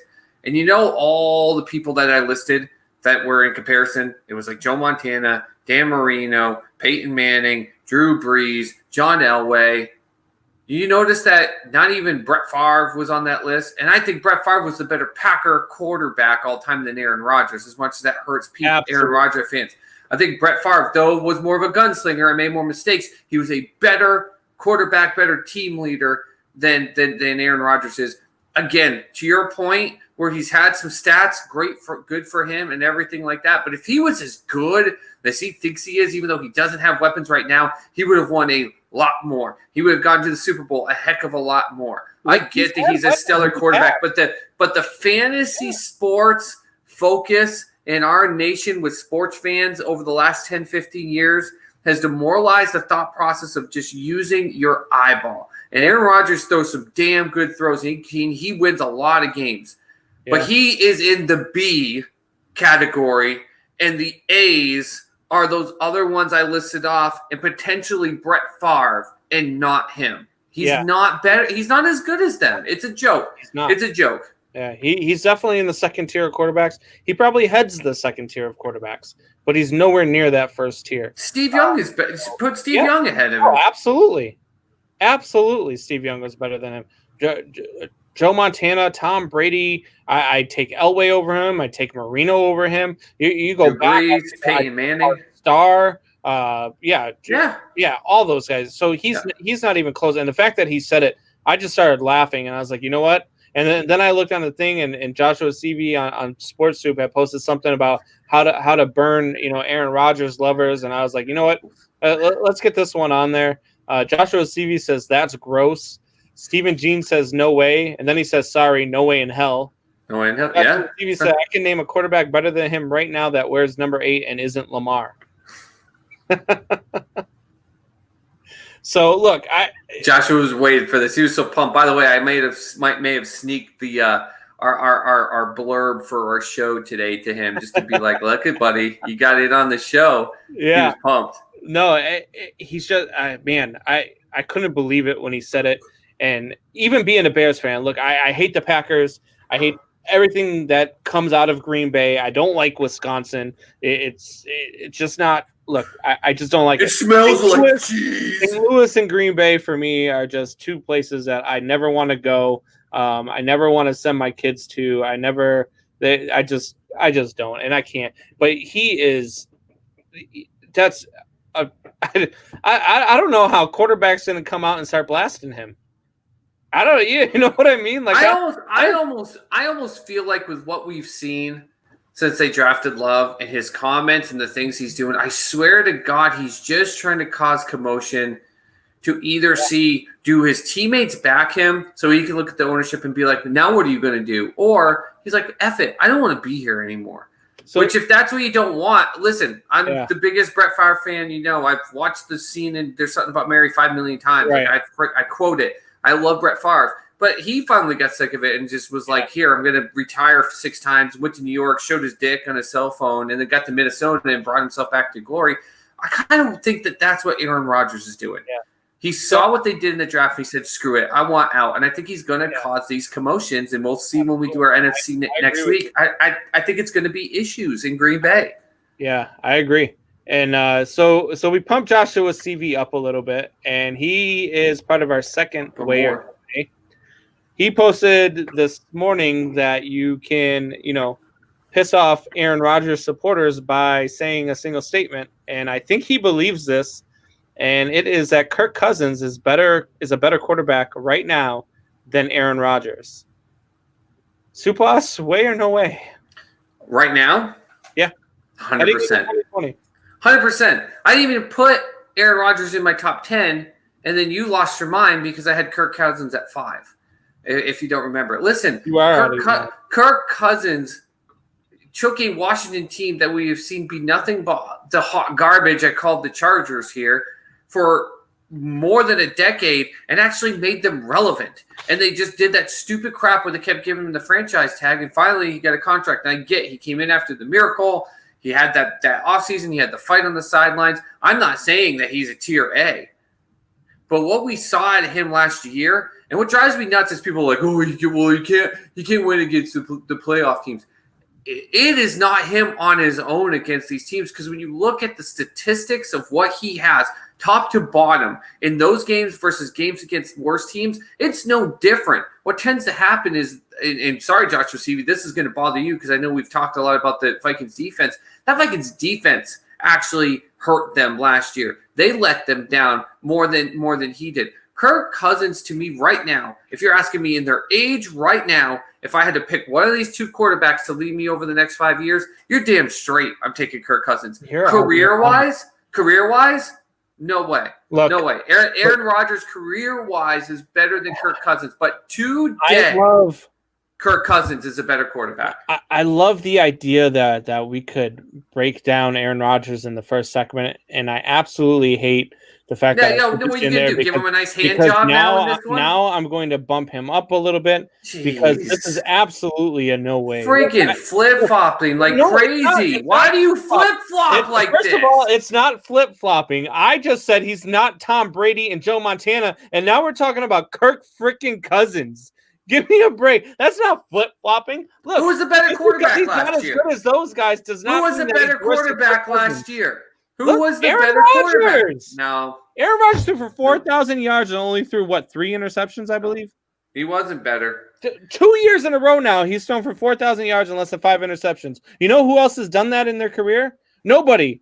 I got your back, Joshua Steve. There's nobody. Way. He wasn't a better quarterback. And this year, Kirk Cousins is going to prove it. He's going to prove it. Aaron Rodgers is throwing damn fits with the media. He might have a better season this year, because I do agree that I think he's, Aaron Rodgers is going to have a down year. I think he's pissed off about the Jordan Love draft pick, and I think he's going to cause fits, like you say. Yep. But I just can't put no. There's just no way. No. Well, did you make this question all time or going into this year? Going into this year. It's, Kirk is better this year. Aaron Rodgers is better career, but Kirk's better this year. Well, on the Patriots right now, if you were their GM, you'd go after Kirk Cousins before you. Yes, because we talk about this with Ezekiel Elliott. You and I actually agree on this. It's not just the numbers. We talk about the efficiency aspect. We talk about a lot of the other aspects. And when you go and look at it, and that post that you're quoting Joshua Seavey on Sports Soup that he brings up, he brought that one up. But there was another one he brought up, was we're actually line by line, not 1, not 2, but about 15 things, line by line, where Kirk Cousins was better than Aaron Rodgers. It's not just about the yards you throw, and it's the whole Jameis Winston argument with you all over again. It's not just about the fantasy stats. How efficient are you in everything that you do? And you're telling me what's going on with Love right now, that Aaron Rodgers is going to walk in. Aaron Rodgers is a horrible the head case.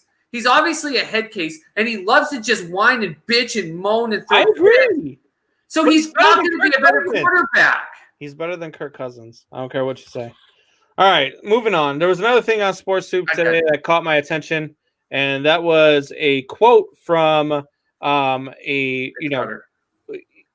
Carter, who's a very well-known basketball NBA superstar for a long time, Hall of Famer for sure.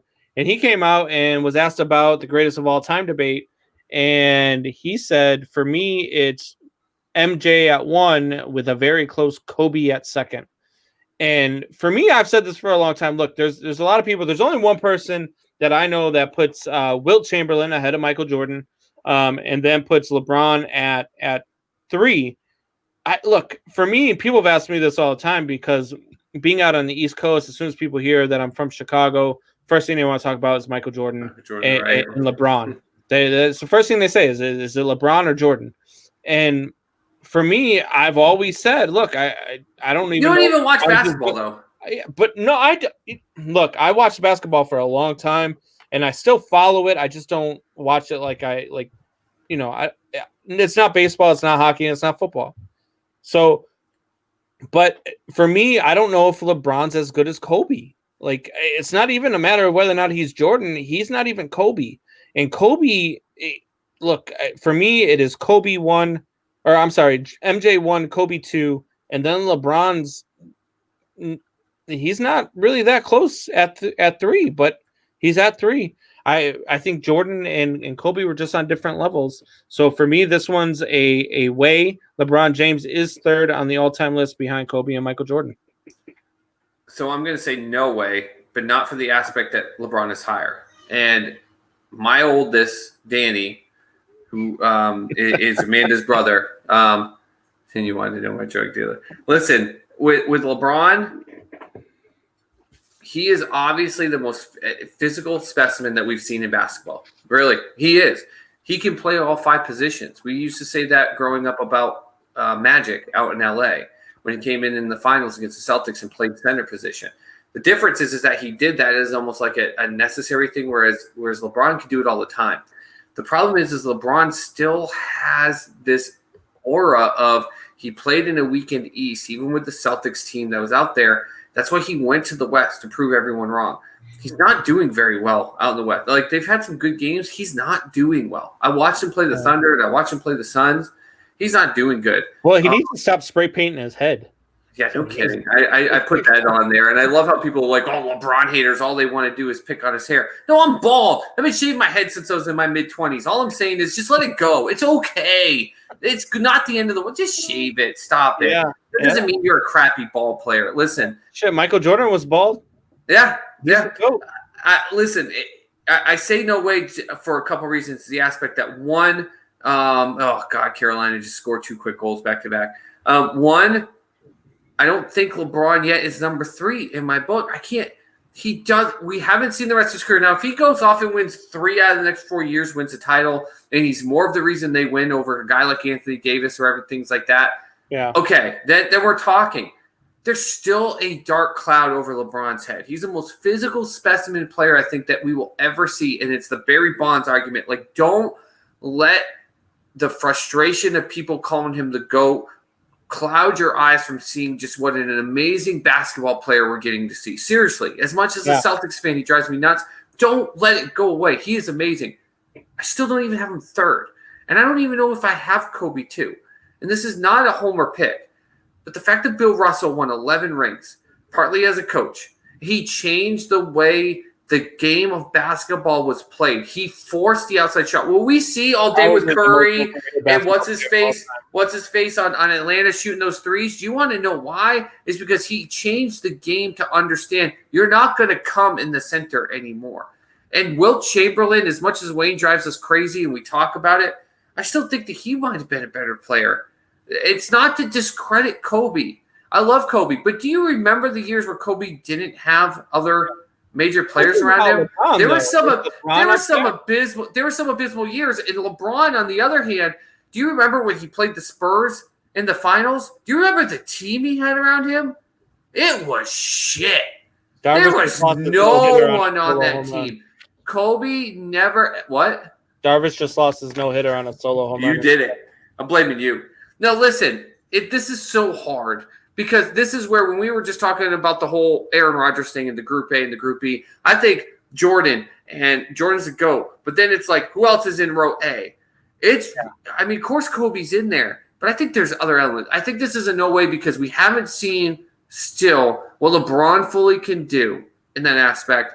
Yeah. And I think that weighs into what that fits in because Kobe was amazing. We all love to shout Kobe, rip, 2020, whatever. But you got to remember when he played without the big players, people loved to shit on the fact that he was just a shitty teammate. He was angry. He was negative. The Lakers weren't that good of a team. They just weren't the same teammate that Michael Jordan was, man. He wanted to win. No. Michael Jordan drove his players to be better. Kobe Bryant talked shit on them, which some players receive as a challenge to make them better. Some players just look at that as just being like, well, fuck you, dude. Yeah. Screw you. Jordan knew how to tone that down a little bit to be like, hey, listen, get over here. Let me talk to you. Kobe taught a lot of guys, but where he started teaching them was after he retired. He stopped watching for a year and then went back with his daughter. Rest in peace to her as well. That's what got him back in the game. And at that point, he even admitted, this is when I started realizing I wanted to teach younger players. You should have been doing that shit after Shaq left. Yeah. You should have. He should have been teaching people. The reason that his last game was so amazing with the score and everyone's like, oh, it was so great, that's because all they did was give him the ball because it was his last game. That's how he wanted to thrive in basketball. You turned this way or no way about LeBron James into shitting on Kobe Bryant. But all right. He's still in Group A, but I have don't LeBron know. above Kobe then? Huh? You have LeBron above Kobe?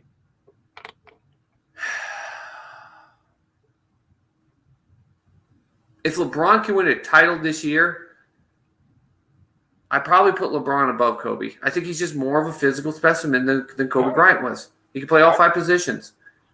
All right. Well, and I'm not. And trust me. I got a classic blue Lakers jersey hanging, Kobe jersey number 8 hanging in my closet right now. Yeah. I will never, ever, ever own a jersey with LeBron James' name on it. Never will. Never. And speaking of shitting on people, we're gonna get to this last one here. Because look, I'm gonna mute my mic and just let you go nuts. You go for it, buddy. Do you want me to read it and introduce it to you? Here we go. This is what we're gonna do. I'm gonna let you get for our last way in no way, fans.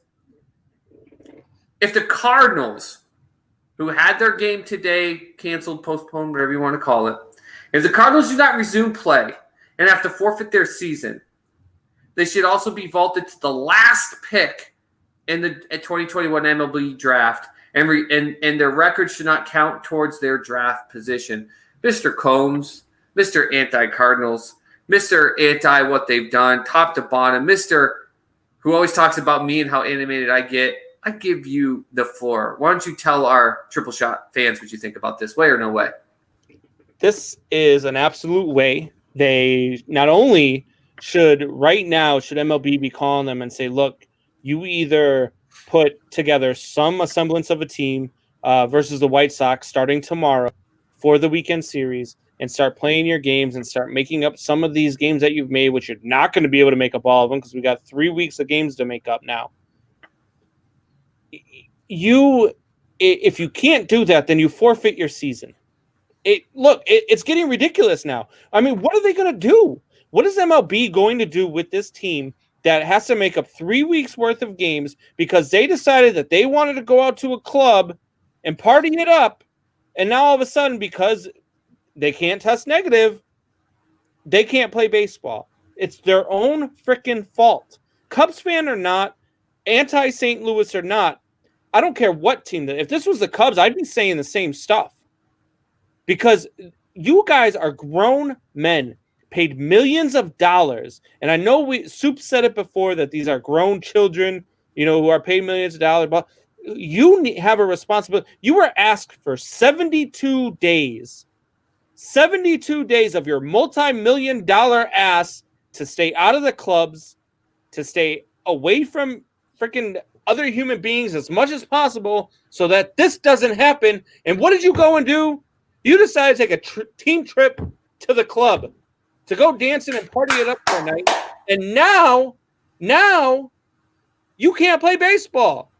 So either form a team and put some sort of product on the field, go get your ass kicked for the next 45 days as a AAA, AA squad like the Pittsburgh Pirates seem to be,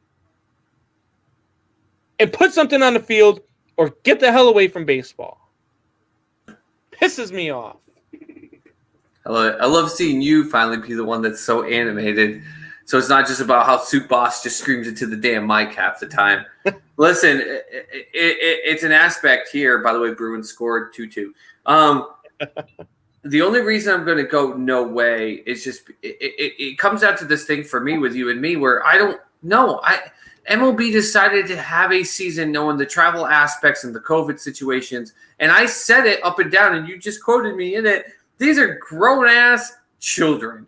Most of them, not all of them, but they're grown-ass children that have been vaulted since middle school about how great they are top to bottom. Not ragging on them. If I had their skill in middle school, I'd be probably out there friggin' partying up and with COVID right now instead of sitting here in front of a webcam with you for 2 hours, 3 days a week. Sunday, Tuesday, Thursday, 8 to 10 Eastern time. But listen, it's just an aspect of this, or I don't think they forfeit the season, but I've told you over and over in just the last week, I love your idea. I actually think it's time for MLB to say, listen, you can't play. You've got AAA players that want to play. You may not like it, but instead of you dragging the shortened season into an abrupt halt in different ways, listen, the Marlins had the issue. We found a way to get them through it, and now they're better, and they go out and win 5 games. We want to give you the chance, but if you're going to take this long, you've got to play. So, no, I don't think that it needs to be to the aspect where they forfeit the season, they drop the draft pick, blah, blah, blah, blah, blah, because I told you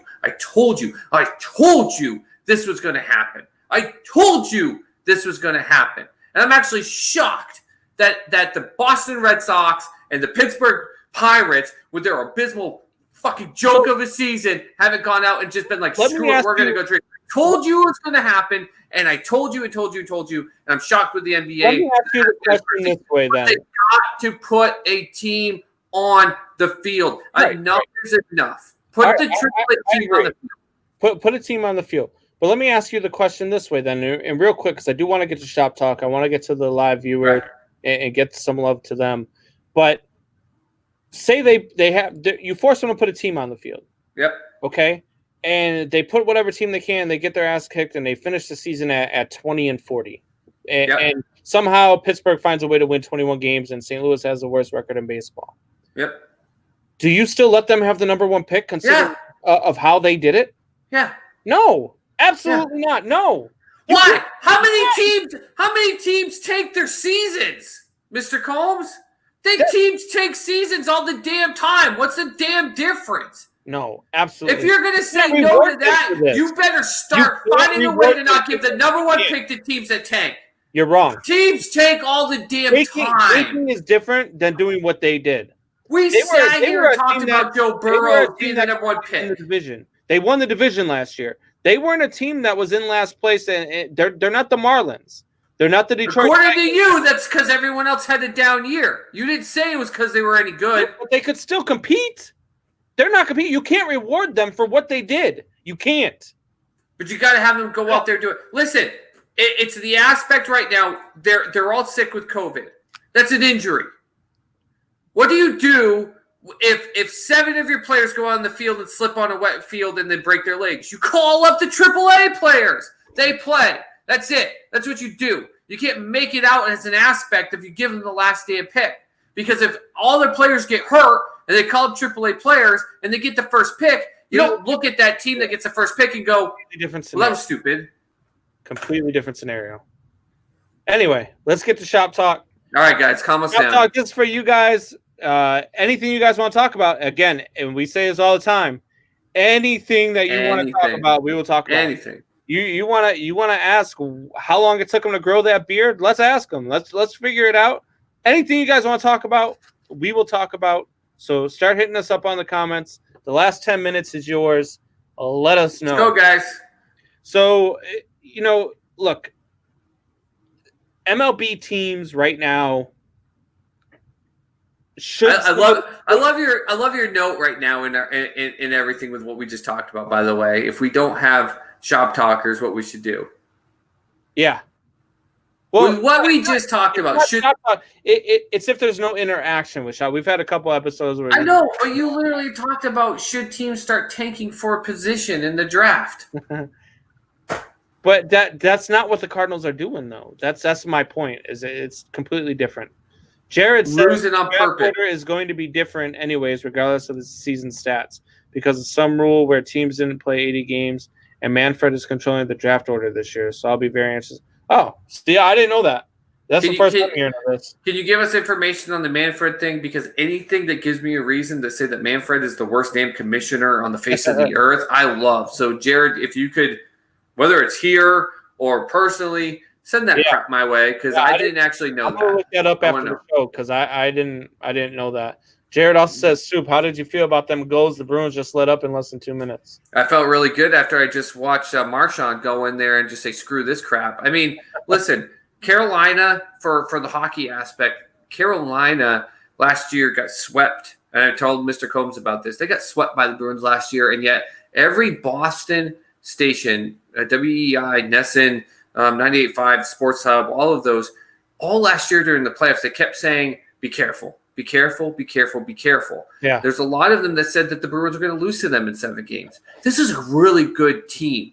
It doesn't shock. It doesn't shock. It doesn't shock.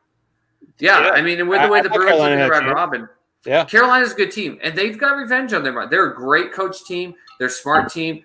They got swept last year. They're not going to take that lightly. If the Bruins win this series, they're winning it in 6 or 7. They're not going to win this in 4 or 5. It's just not happening. If they win tonight, man, they could win this in 5. But listen, with Pasta out tonight, we needed Marchand firing up, and I keep looking down here because holy cow, he got that goal. He's everywhere. He's all. I was hoping DeBrusque or one of these other guys. He's that kind of talent, which is what drives me nuts about the way he plays the game. Because he is that. If he would focus on hockey instead of all the extracurricular stupid shit that he likes to do, but to him, that's a part of the game. But you're right. But if he would just focus on hockey, he could be a top 5 player in the league. He's that part of the game. If you ask Boston fans, he is one of the top 5 players, and of course, I think they're delusional in the whole aspect of that. But it's a part of the game. We love our dirt dogs. We love them, and that's why he fits really well in Boston. Jared, I heard them talk about it on WEEI today. They said the draft order be determined based on the records all the way back to 2018. Wow. I asked one of my sources about it, and he said it's not 100% confirmed yet. We're going to do some research. We got the weekend. Yeah, absolutely. Yeah. And not just Jared. We'll that on Sunday for sure. Any of our listeners, if you know information or you've done research or you're a baseball lover as much as Mr. Combs here and you've got something about the draft, share it with us. We want to hear it. Come back into our show and let us know. Get on our wall, Triple Shot Sports, Twitter, Instagram. I don't care. Reach out to us. Going back through the comments, there are some that I missed. Okay. Chris Jameson. What's up, Chris? So remember I talk about a sports rooms that I do where I get some of this autographed stuff. Oh, wrong hand. Autographed stuff behind me. I do that too. Yeah. So you get some of his autographed stuff behind me. He runs, 3 Guys Sports Breaks. Take a look on there, guys. Hey, guys, get in. I mean, he's got some fire stuff. I mean, some of the stuff I've pulled out of his room is absolutely unbelievable. Awesome. So if you're a sports collector and you like autographed memorabilia, he's a guy you got to go see because he's got some stuff and he runs an amazing room. It's him and Michael Thompson. So they do an unbelievable job. But he says Carr just needs to get over getting hurt. Needs his I think he meant confidence. Needs his confidence back. Look, I'm not a big Derek Carr guy. And a lot of people say that he's very underrated. And I've listened but I go back to what you say all the time to me is eye test. Yep. And look, I'm not a big Derek Carr guy. I don't think he's a guy that can carry a team or lead a team to a Super Bowl. I just don't. He's a guy that if he does, I agree with you. And then listen, Derek Carr, his in preseason games and in practices has thrown some ridiculous throws, but that's not the real game. And his coach just is not for him. He's not. And you didn't go out and get Marcus Mariota as your backup with the thought process of we just need a quality backup. They got him there with the thought process of the second Carr slips this season, we're putting Mariota in. And that's the problem with me. If they just had a basic backup, I agree with you. Yeah, but unless Carr goes out there and is challenging Mahomes for the one spot, I just don't see it, man. I'm sorry. I like Carr, but no. All right, guys. So that's all the time we have for tonight. Thank you guys for joining us. It's been fun, as always. Hope you guys, if you guys want to put up your own picks on the page, put up your own picks on the page. Let us know where your guys stand with the AFC and where your picks are, who you've got winning divisions, who you've got doing what. And I mean, look, we'll gladly compare.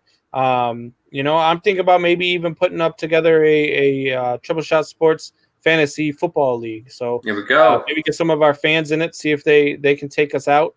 We've also got some ideas. Great debate will not be happening this week, but we are planning on taking that show and turning it into a sports trivia show. So there's a little bit of some inside information for you guys. There you go. Good stuff. And so we're excited for you guys. We love seeing what you guys write. We love seeing all the things that you guys are doing, interacting, sharing. We're well over 220 subscribers. We're well over 200 likes. So gotta get more though. YouTube, Twitter, Instagram as well. YouTube, Facebook page, and even our network page, our TF network. We need you guys. We need you guys on all those platforms. I know we've got some great people in here. Start sharing that. Talk to your people. We talked about it last time. You guys love to talk sports. Get other people in here talking with us. All right, guys. Love you guys. Thank you guys for all the love. Thank you guys for sharing today. Take you out with some more Mises. And again, check him out because this guy is phenomenal. He has some great messages in his music. So definitely check him out. Name is Mesus, Mesus. And he is going to take us away tonight. So take us away, Mises.